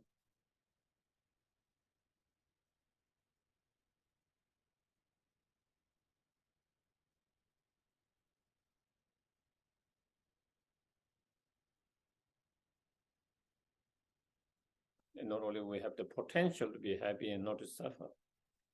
Each and every sentient beings have same potential to be happy and not to suffer. So try to feel that oneness, that sameness, that equalness.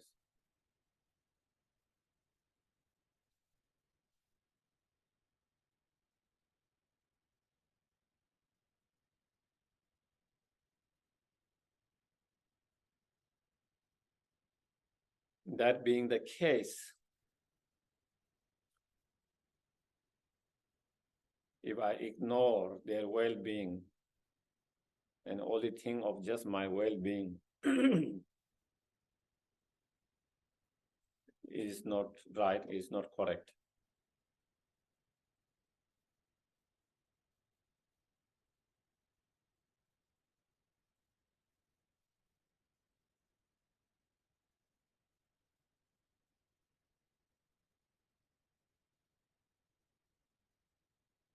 Because when we think of one, is one person. When we think of other sentient beings, there are countless, infinite sentient beings.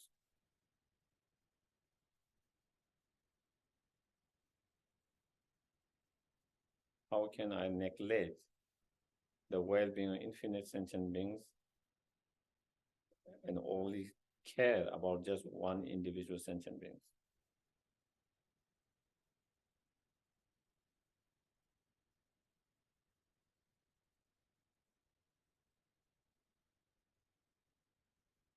Therefore,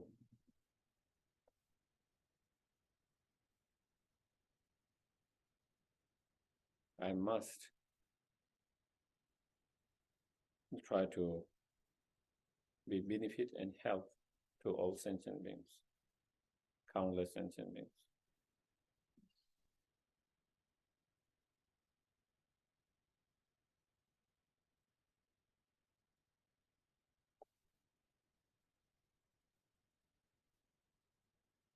And now is the time to do that when I have this human life.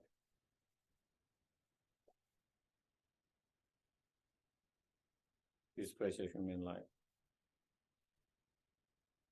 If I don't do now, when will I be able to do that?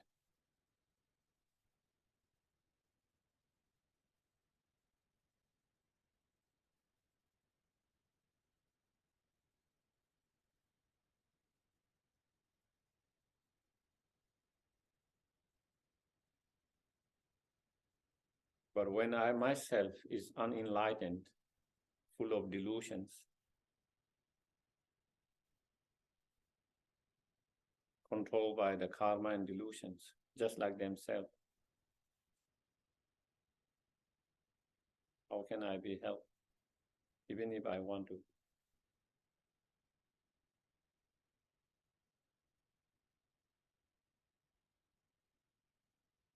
It's difficult, almost impossible.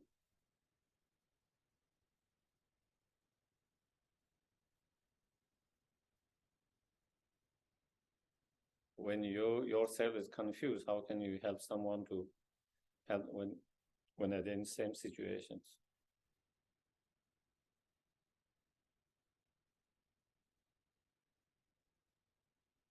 Therefore, I need to achieve fully enlightened state.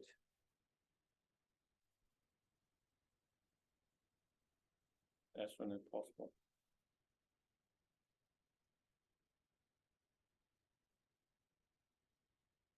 Fully enlightened state of Guru Aryatara as soon as possible.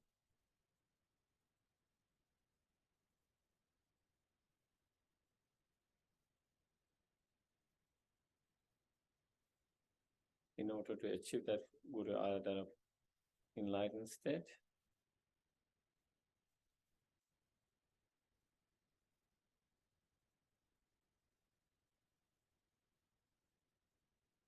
I must practice into the path, the 5 path, 10 bhumi, engage in the both of practice such as 6 perfections.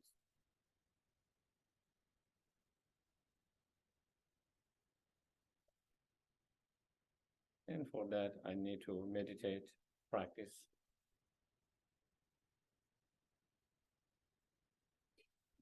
For that purpose, I'm going to meditate and practice.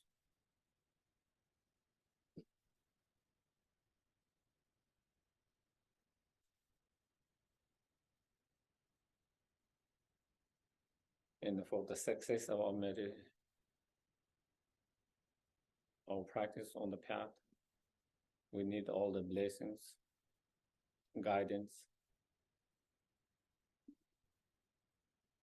inspirations.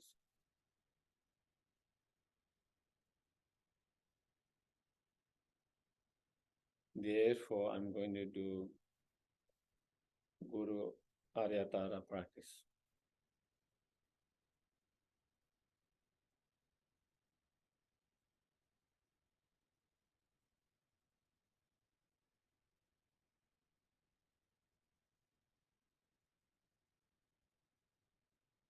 So I will recite the visualizations. Again, you try to follow the visualizations.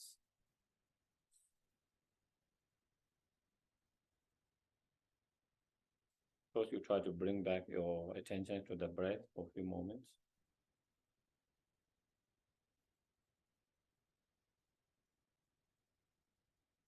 And then visualizations. Above the crown of my head, I visualize a lotus and moon disk. Above this is a great treasure of compassion, Aryatara, mothers of all enlightened beings, who is oneness with my kind root guru.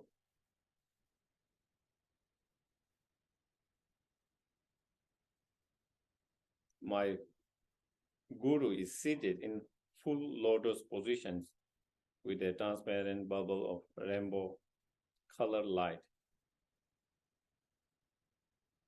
Is pink in complexions and wears saffron robes and painted head. His right hand is at his heart with a gesture of teaching the Dharma and holds a vajra. And the stem of white lotus that blooms beside his right ear. His left hand rests in his hip. It holds a bell and a stem of another white lotus that blooms beside his left ear. Here.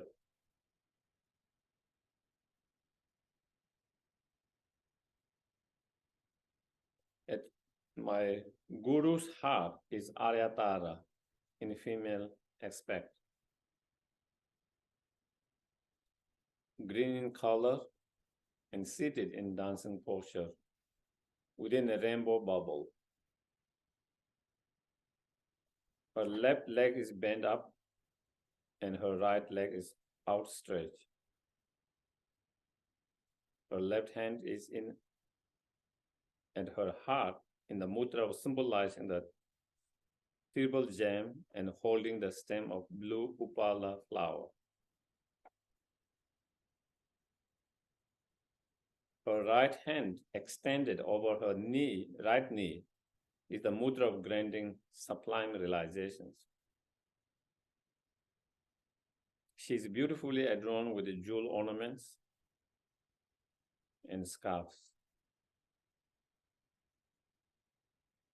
And at her three places bears the syllables Om Ah Hum. So white Om on crown or forehead, red Ah at throat, blue Hum at heart. At her heart is lotus and moonseed on which stand a radiant green syllable thumb. Rays of green light radiate in all directions from the thumb and involve all the enlightened beings of the 10 directions. They are all observed into the Aryatara and become one, like when snow melts into the rock.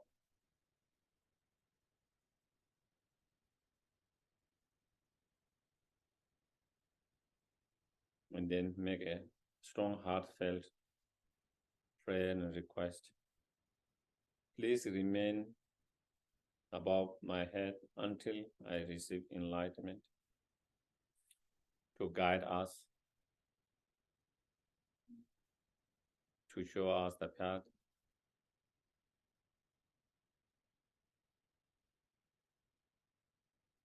and to help to overcome the obstacles.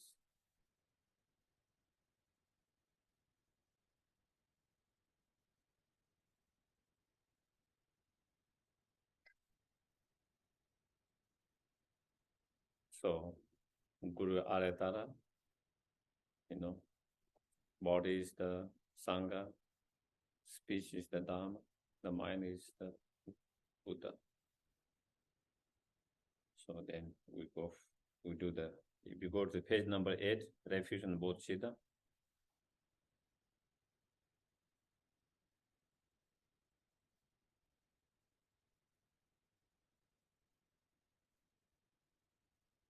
So while we decide, slowly try to feel as much as possible, try to contemplate or recollect the incredible excellent quality of the Buddha Dhamma Sangha and the gurus, and then try to go for refuge from your heart as much as possible. Try to feel bodhicitta as much as possible for all sentient beings. I go for refuge until I'm enlightened to the Buddha, the Dharma, and Supreme Assembly by my merits from giving other perfections. May I become a Buddha in order to benefit all sentient beings. I go for refuge until I am enlightened to the Buddha, the Dharma, and the Supreme Assembly by my merit of giving other perfections. May I become a Buddha in order to benefit all sentient beings. I go for refuge until I'm enlightened to the Buddha, the Dharma, and the Supreme Assembly by my merit of giving and other perfections. May I become a Buddha in order to benefit all sentient beings.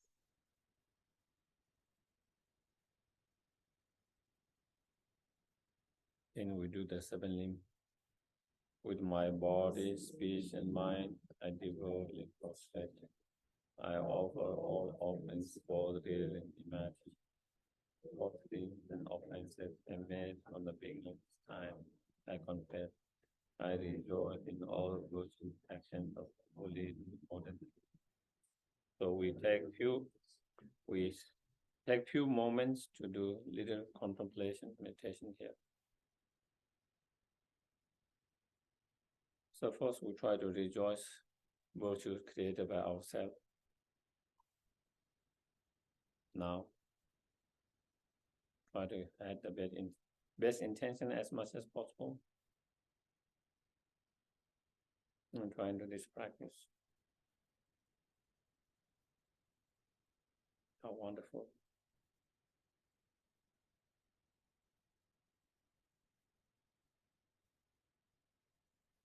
And making the effort to be here from this morning or now, giving our time, energy, resource to listen, to contemplate, to meditate, to practice for Dharma.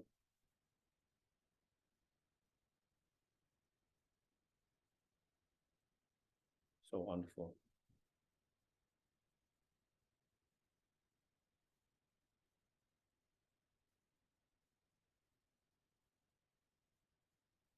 All the different forms of Dharma practice we did during this week, this month, this year. Reciting prayers, mantras, contemplating, meditating.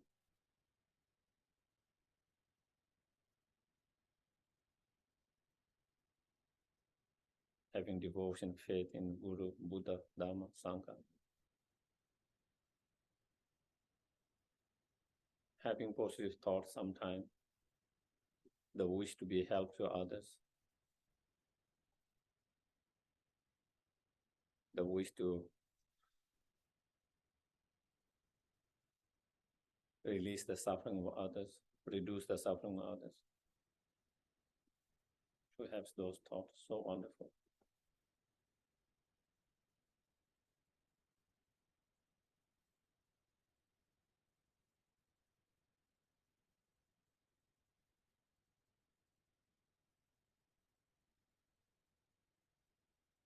All the Dharma studies we have done, practice we have done, as much as we can since we met the Dharma.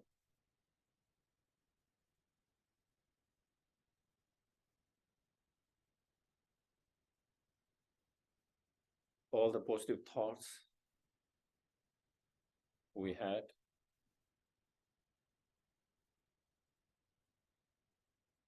all the good intention, motivation we try to have every day, all the dedication we did for well-being of all sentient beings.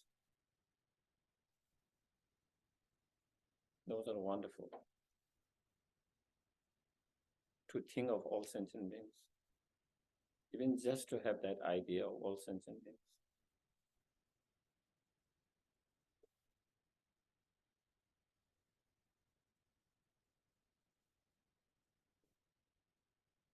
Praying, dedicating for well-being of all sentient beings. Wonderful.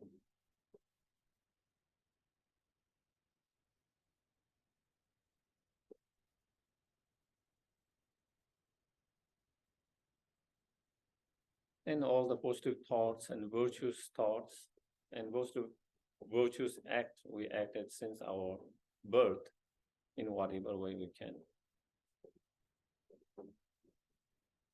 Even as a child, sometimes helping each other.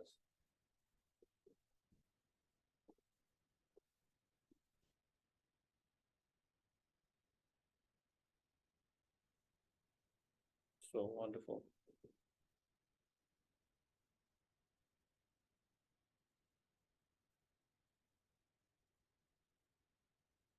Then we can rejoice to the virtues of all virtues and of all our gurus.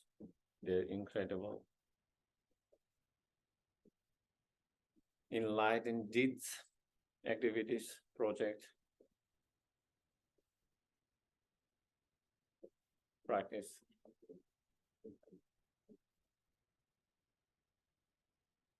How wonderful.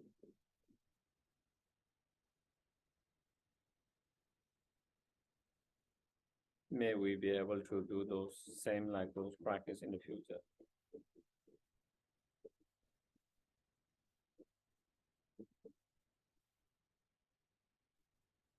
We dedicate for the virtues of all the Buddhas of 10 directions.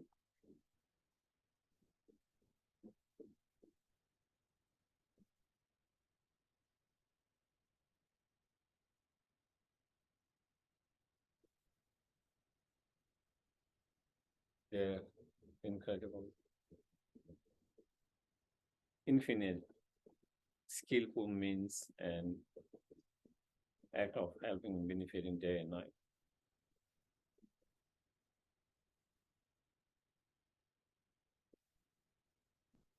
And we dedicate, we rejoice in the virtues of all the bodhisattvas who are on 10 bhumi high path.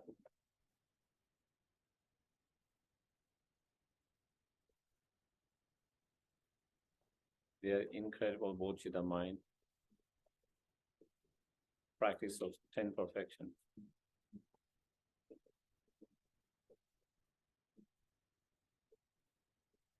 And the benefit they do for others.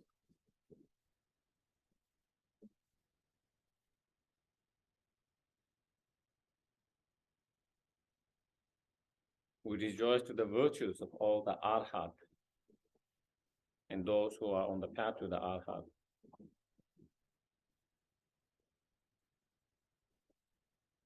The incredible level of strong renunciations,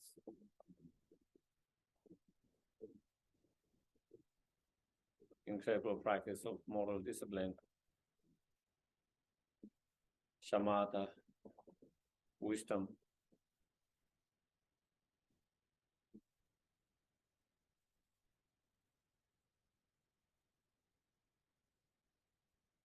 How wonderful.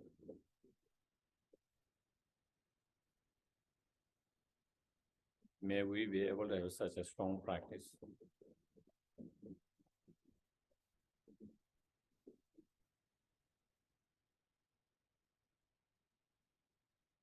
Then we rejoice for the ordinary beings' virtues. As the ordinary beings, even they have their own shortcomings, defect, but still they are trying hard to be a better being.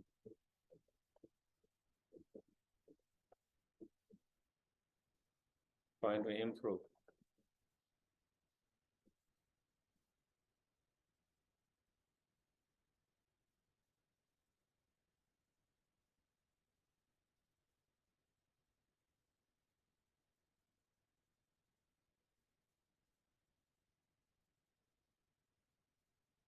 Okay, so then we do the continue. O gurus and Buddhas, please remain until samsara ends and return the wheel of karma for sentient beings. All my virtues and those of all others, I dedicate this in life. This ground anointed with the perfume, stone with flower, adorned with Mount Meru, 4 continents, the sun and the moon. I imagine this as Buddha feel and offer it. May all living beings enjoy this pure life. The object of my attachment, aversion, and ignorance, friends, enemies, strangers, and my body, wealth, and enjoyment. Without any sense of loss, I offer this collection. Please accept you the pleasure and bless me with freedom from 3 points.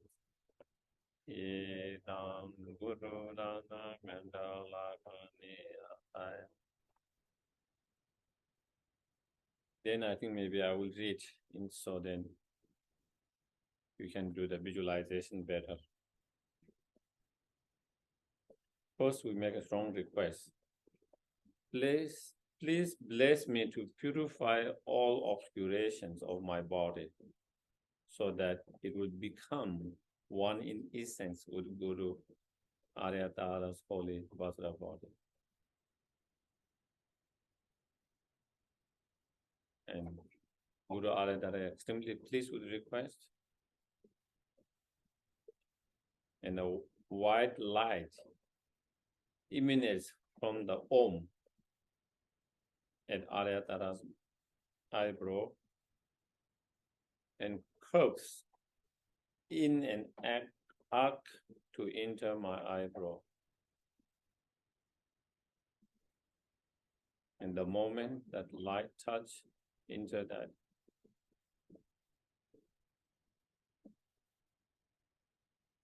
my body is completely purified, completely of all the obscurations, especially all the negative karma obscurations that we have created through our body. Completely cleansed and purified.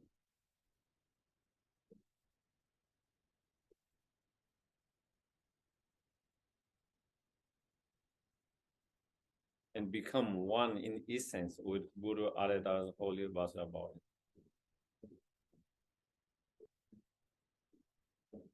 With enlightened body marks, major and minor marks and signs. Then we make this request.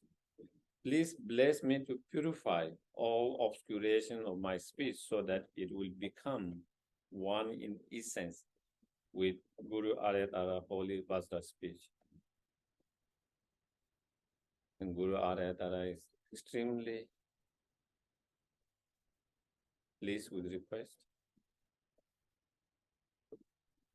Red light emanates from the R syllable at Aryatara's throat and curves in an arc to enter my throat.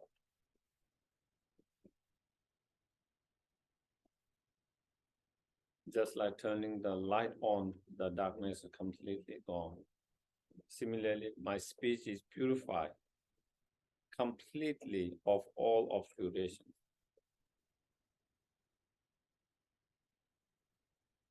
Especially all the negative karma that we have created through our speech.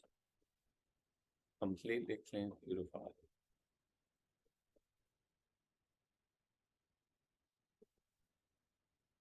And become one in essence with Guru Aryatara's holy Vajra speech. With the enlightened qualities such as 60 melodies.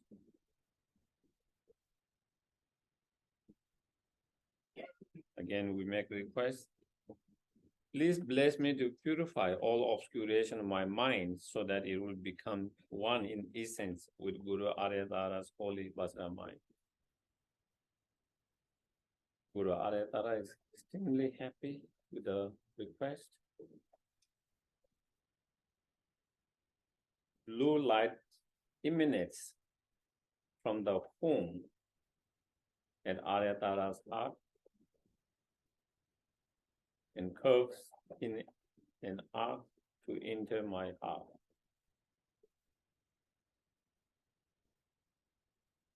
My mind is purified of all obscuration, especially all the negative karma that we have created through the mind has been completely cleansed and purified.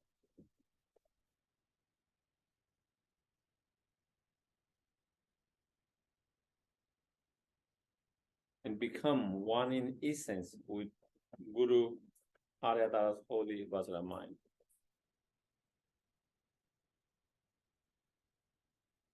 With omniscient mind.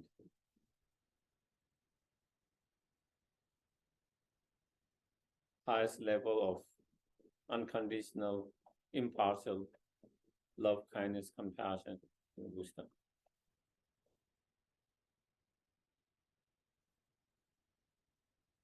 And again, make the request.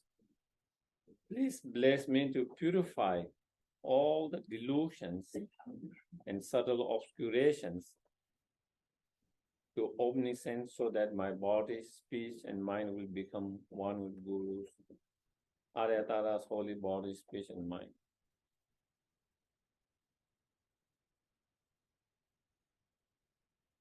Guru Aryatara is even more pleased with the request.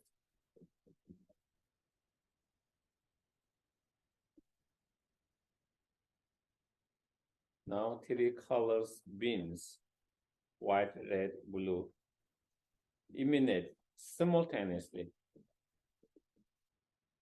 from the Om at the eyebrow, I at the throat, and Hung at heart syllables, curving in an arc and entering my 3 places. Completely purifying all the illness, physical, emotional, mental illness, whatever speech harm there might be, all the negative karma, and all the delusions and subtle obscuration to omniscience are completely cleansed, purified.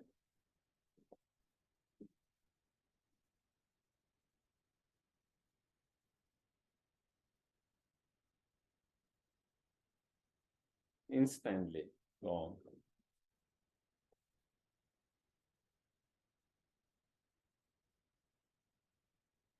Like the moment sunlight hits the room, the darkness is completely gone.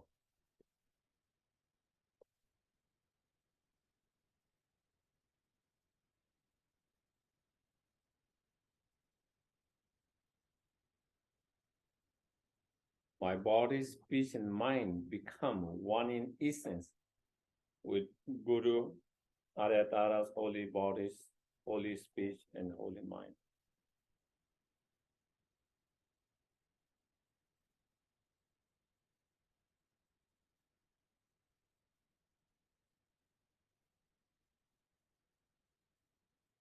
My root Guru dissolved into Aryatara.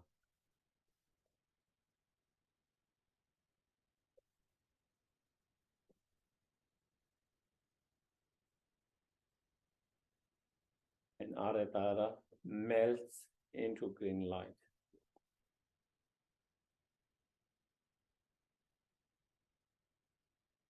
That green light flows into me.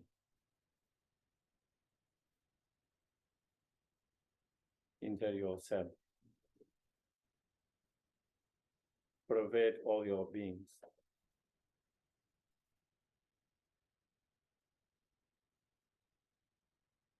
Instantly, my wrong conceptions that I and all other phenomena are self-existence, together with my dualistic mind and its view disappear, becoming completely empty.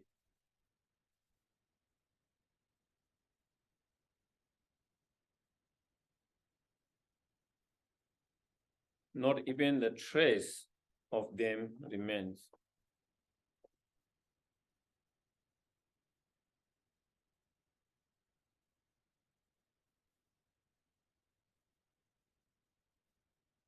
So try to concentrate single-pointedly to that empty state.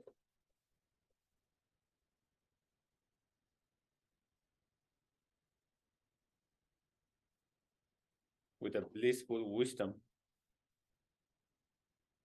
that is distinguishedly one with Guru Aryatara, blissful omniscient mind.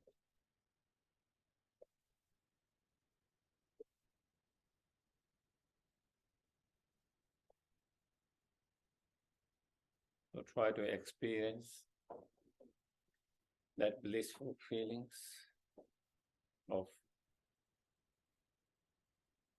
wisdom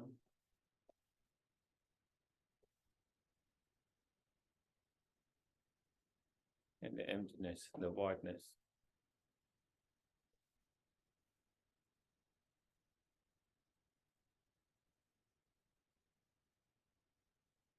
That is being experienced by that wisdom.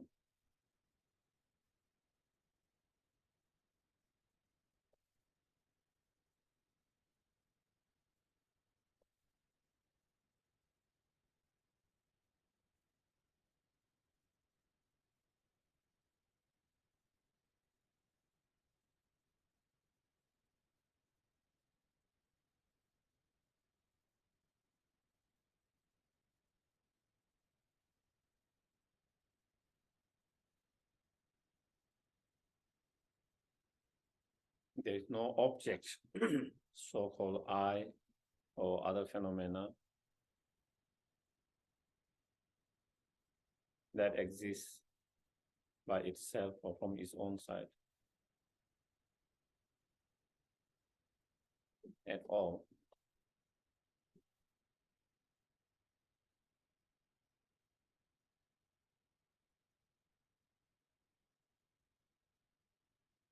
Even the wisdom that is experienced that also is empty of existing from its own side.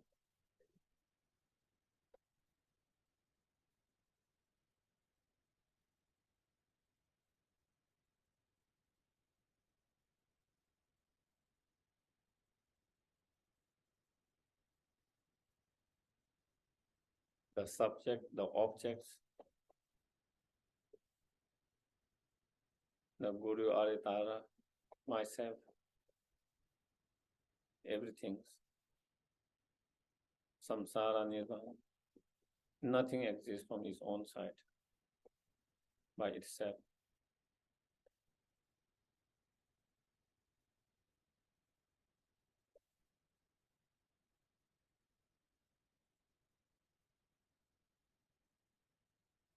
Everything is empty of exists from its own side by itself.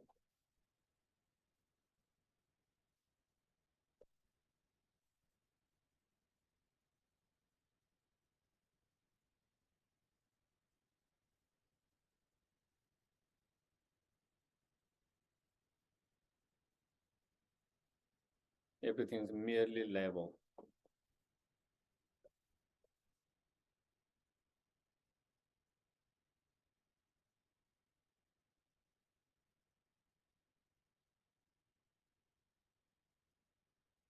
Merely designated.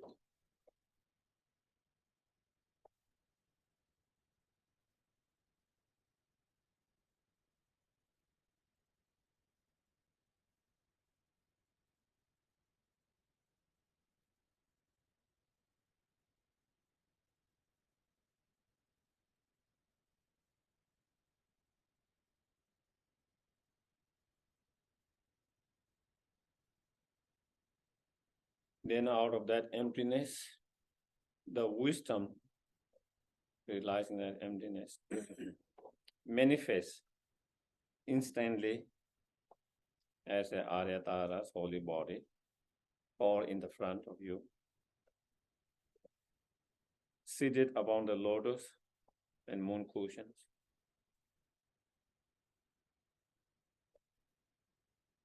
At the heart is another lotus and moon, upon which is in the center stand the syllable thumb, green thumb, surrounded in clockwise directions by the syllable of the mantra Om Tare Tuda Turiso, all standing clockwise, all transparent, all light, like a rainbow, very light. And all these garlands of the mantra and thumb syllables. Yeah, there's not just ordinary syllables, mantras, sound. They are actually compassion, enlightened wisdom energy appearing in that letter and sound.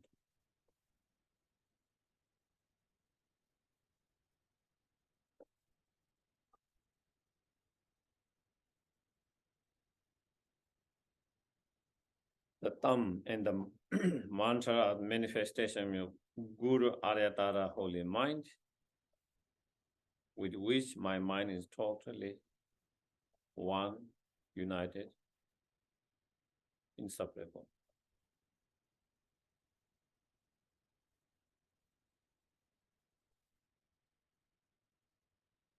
Try to feel the oneness of the Guru's enlightened minds, Aryatara's enlightened mind, and your own enlightened mind, all one, inseparable.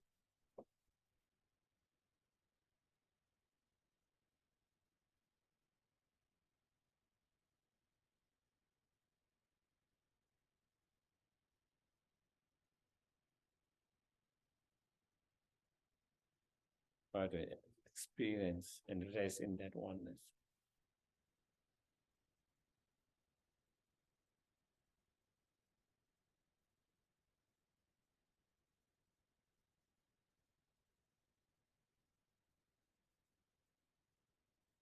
Then green light radiates from all the letters, spreading in 10 directions. It purifies the negative karma, gross delusion, and subtle obscuration to the omniscient of all sentient beings who become Tara.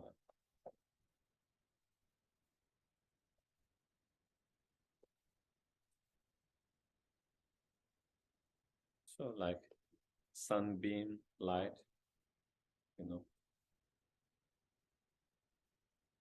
touch each and every sentient being and purify all the negative karma, delusion, obscuration completely.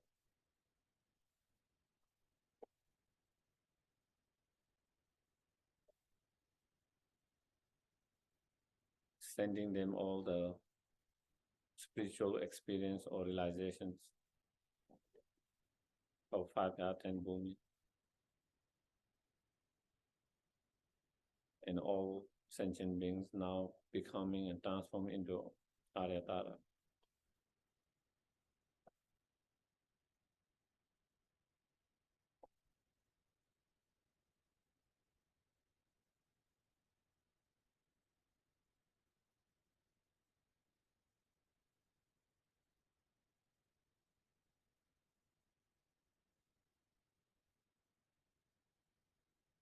Again, light radiates, bearing the manifold offering to the 6 transcendental senses of all the Buddhas and sentient beings who have become Tara.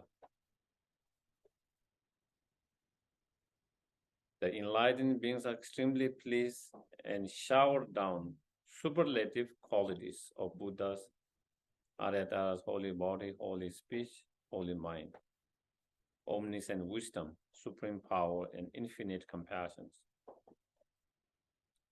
in the form of great shower of light rays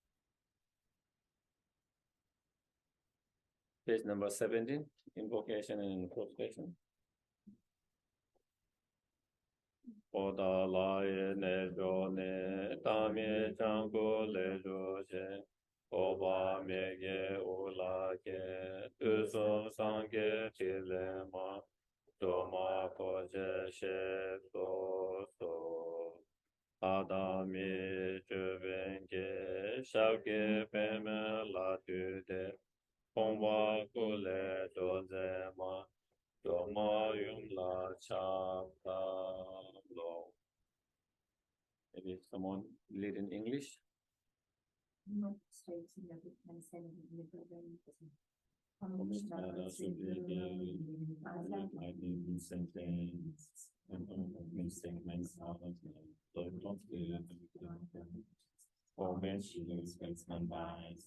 unintentional and progress, placing the time as explained, as the time and time or make clothing modern moment and giving administrators, patients and education curves, or make channel like second channel of the belong by the composition, and then it should be for misleading to time, like the past, traveling with a segment, able to work properly, or misleading shaped by the goal, about having Brahman mind, or the matter of 60, cultural placement that or misleading dance, becoming from the time, or big vessel and lines.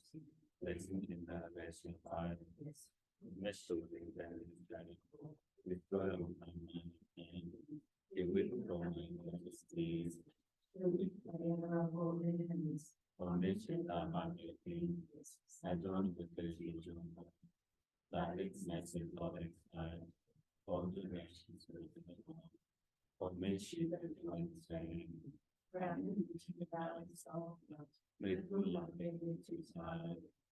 To getting out of state, formation was a sound of the darkness, taking part in the saving from the misfortune, formation of the universe. Armies are in the sending on mathematics and formation in what endless. They want to identify and find them in the system. Formation starts to go on, but how in the days.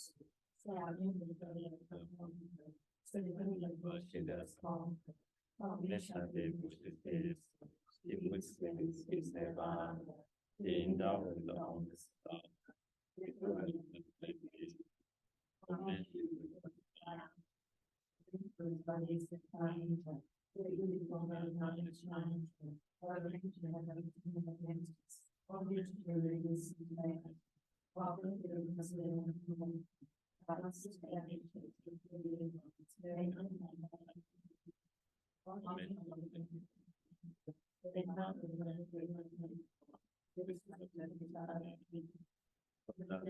kind of voice formation in the keynote.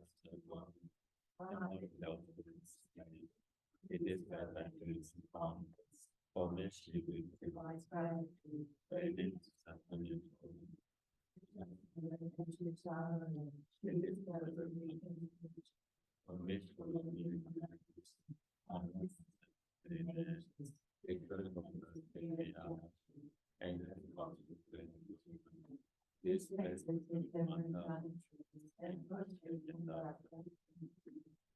Next page, maybe the abbreviated version, we do a few times. For my prostate, the goddess for destroyer, liberating Lady Tara, homage to the Tara's previous heroine, Ututa repelling all the fears, granting all vintages to her with the counter I bow. I prostrate to the goddess for destroyer, liberating Lady Tara, homage to the Tara's previous heroine, Ututa repelling all fears, granting all vintages to her with the counsel I vow. So we do the yellow Tara's mantra. And I have here. It's the round off. There's one over there. There's one here. It's like the green one, but it's got the Vasudarini in there. So Om Tari Tutari to the Vasudarini so much. Yeah. There's one over there. And here.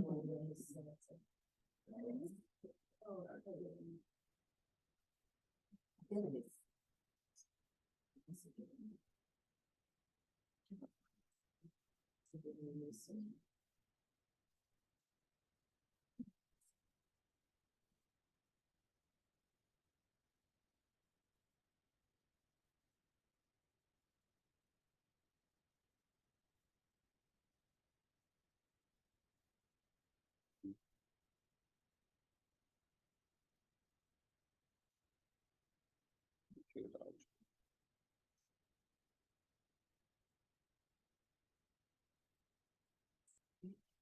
It's okay. Yeah. Om Tare Ture Basu Dharani Soha. Om Tare Basu Dharani Soha. Om Tare Ture Basu Dharani Soha. Om Tare Ture Basu Dharani Soha. Om Tare Ture Basu Dharani Soha. Om Tare Ture Basu Dharani Soha. Om Tare Basu Dharani So. Om Tare Basu Dharani So. Om Tare Basu Dharani So. Om Tare Basu Dharani So. Om Tare Basu Dharani So. Om Tare Basu Dharani So. Om Tare Basu Dharani So. Om Tare Basu Dharani So. Om Tare Basu Dharani So. Om Tare Basu Dharani So. Om Tare Basu Dharani So. Om Tare Basu Dharani So. Om Tare Basu Dharani So. Om Tare Basu Dharani So. Om Tare Basu Dharani So. Om Tare Basu Dharani So. Om Tare Basu Dharani So. Om Tare Basu Dharani. Om Tare Basu Dharani. Om Tare Basu Dharani. Om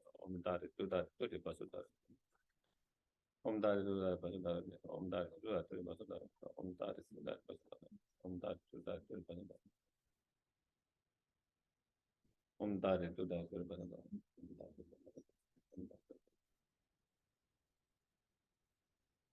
Om Tare Om Tare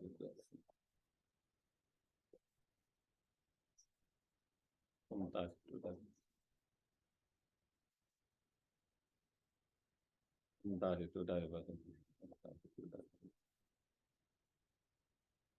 Om Tare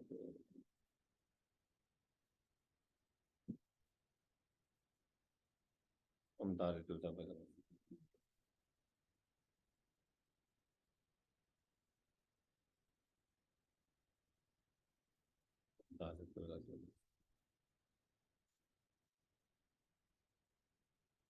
Om Tare Basu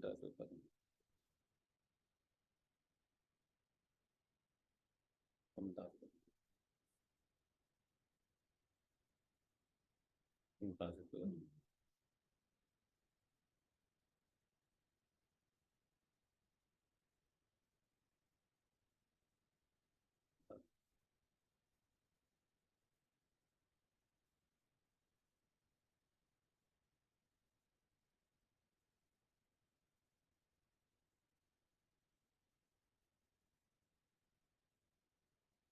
Om Tare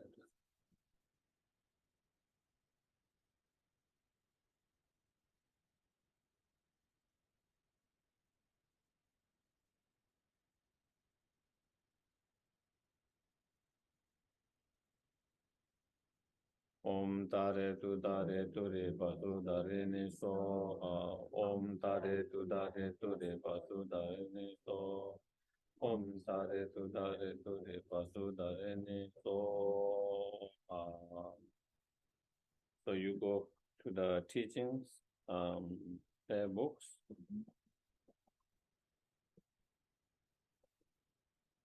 Then for the dedication prayer. Yeah. So before we recite that, we take few moments due to all the virtues that all the gurus, Buddhas, Bodhisattvas, others, and we have created.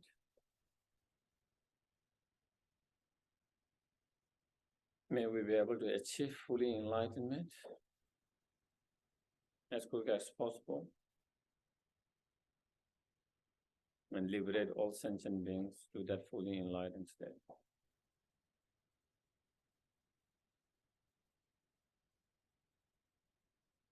Yevadi nyodo da lama sanke do gyune do achita maleva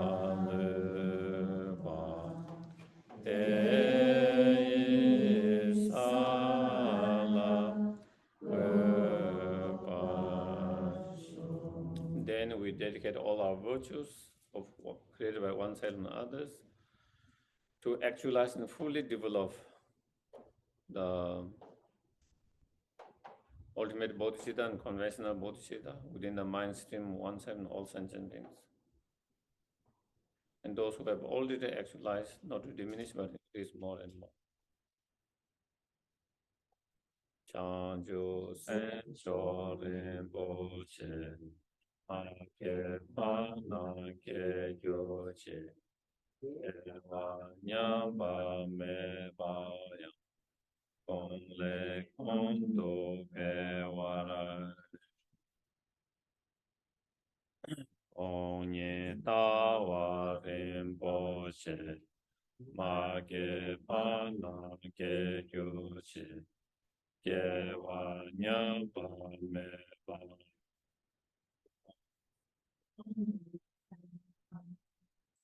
So then we also dedicate all the virtues and the merit to overcome all the obstacles, whatever those obstacles are, of all sentient beings in their life, whatever those obstacles. And especially obstacles for Kunsan centers to grow, expand, and to be benefit, more and more benefit to more and more sentient beings.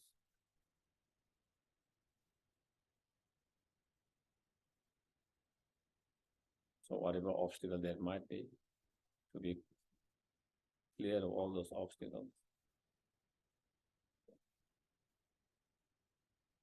And all the obstacles there might be, with all the volunteers, all the members, supporters, and everyone who participates to be completely pacify all the obstacles and cause of all the obstacles.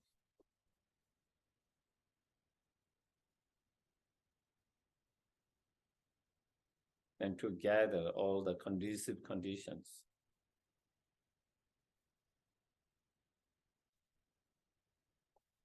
to success and to bring more peace, harmony,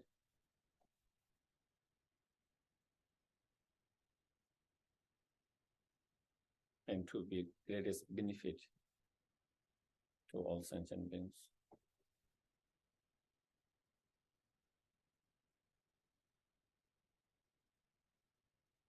We also dedicate all these virtues for all who are not feeling well physically, mentally, emotionally. All the illness and cause of illness be immediately pacified.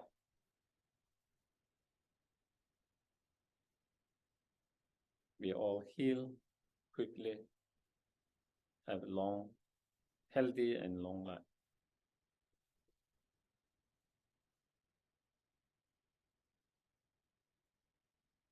We also dedicate all these virtues for those who have died recently in earthquake, in war, and due to other climate destructions. and anyone who has passed away, wherever they are. May they be free from all the fears of the pardo and the suffering, cause of suffering.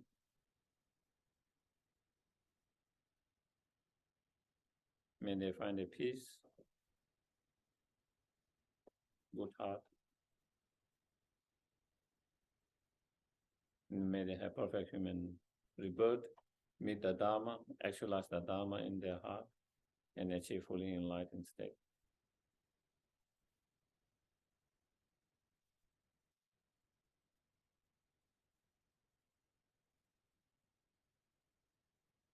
And everyone who has been affected by losing someone in their life, losing their house, in destructions, losing their job, well-being, whatever feeling of sad, grief, fear, angry, bitter, may they all be healed as quick as possible and find peace in their heart.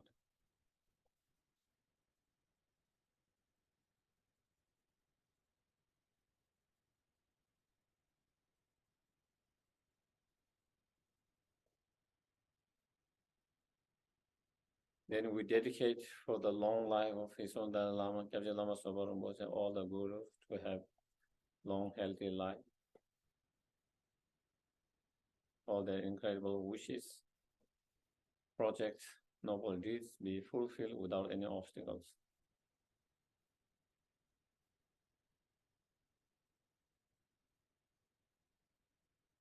May we never be separated from them in this life, in Pardo, in all future lives, until we achieve enlightenment. And be under their care, guidance all the time. Continue to receive the teachings.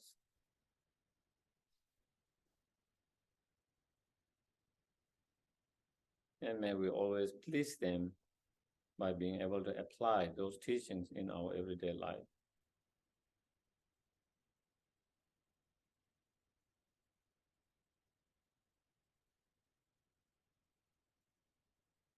Okay, so then we go for the long life prayers. You see there.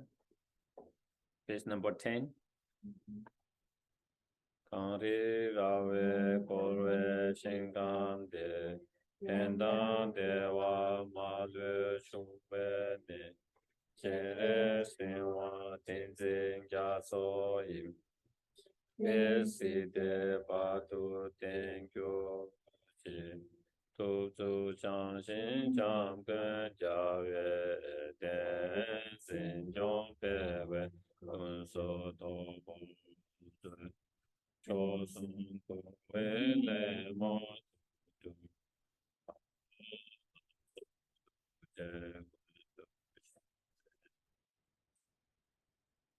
Due to all the merit of this time collected by me and by the numberless Buddhas and Bodhisattvas and by all sentient beings, may all the obstacles to health and long life of His Holiness Dalai Lama, Geshe Lama Sopa Rinpoche, all the lineage lamas be instantly removed and all their holy wishes be immediately fulfilled. May all our precious kind teachers have long, healthy lives, and may they continue to turn the wheel of Dharma for the sake of suffering beings. For as long as faith remains, as long as sentient beings remain. May Krishna Geshe and all FMC centers and projects, including Media project, be free of obstacles and have all the resources they need to preserve the Mahayana tradition and spread the teaching of Shakyamuni Buddha and Lama Tsongkhapa exactly in accordance with the wishes of Lama Yeshe and Geshe Lama. May Krishna Geshe Center continue to provide a supportive community for those practicing Dharma and place to rejoice in our own each other's joyful efforts. May all the students and friends who offer service here and throughout the FMC be guided by perfectly qualified Mahayana virtuous friends in all their lives. May they realize the enlightenment as quickly as possible for the sake of all suffering mothers and children. May all sentient beings have happiness in causes, be free from suffering in its causes. May each and everyone without exception fully and the life. Okay. What is the time? Oh, okay. Thank you. I didn't have time for the questions, but I can still take if anyone has any pressing questions.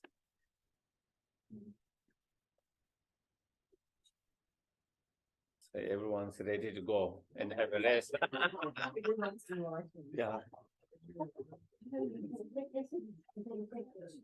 Okay, thank you.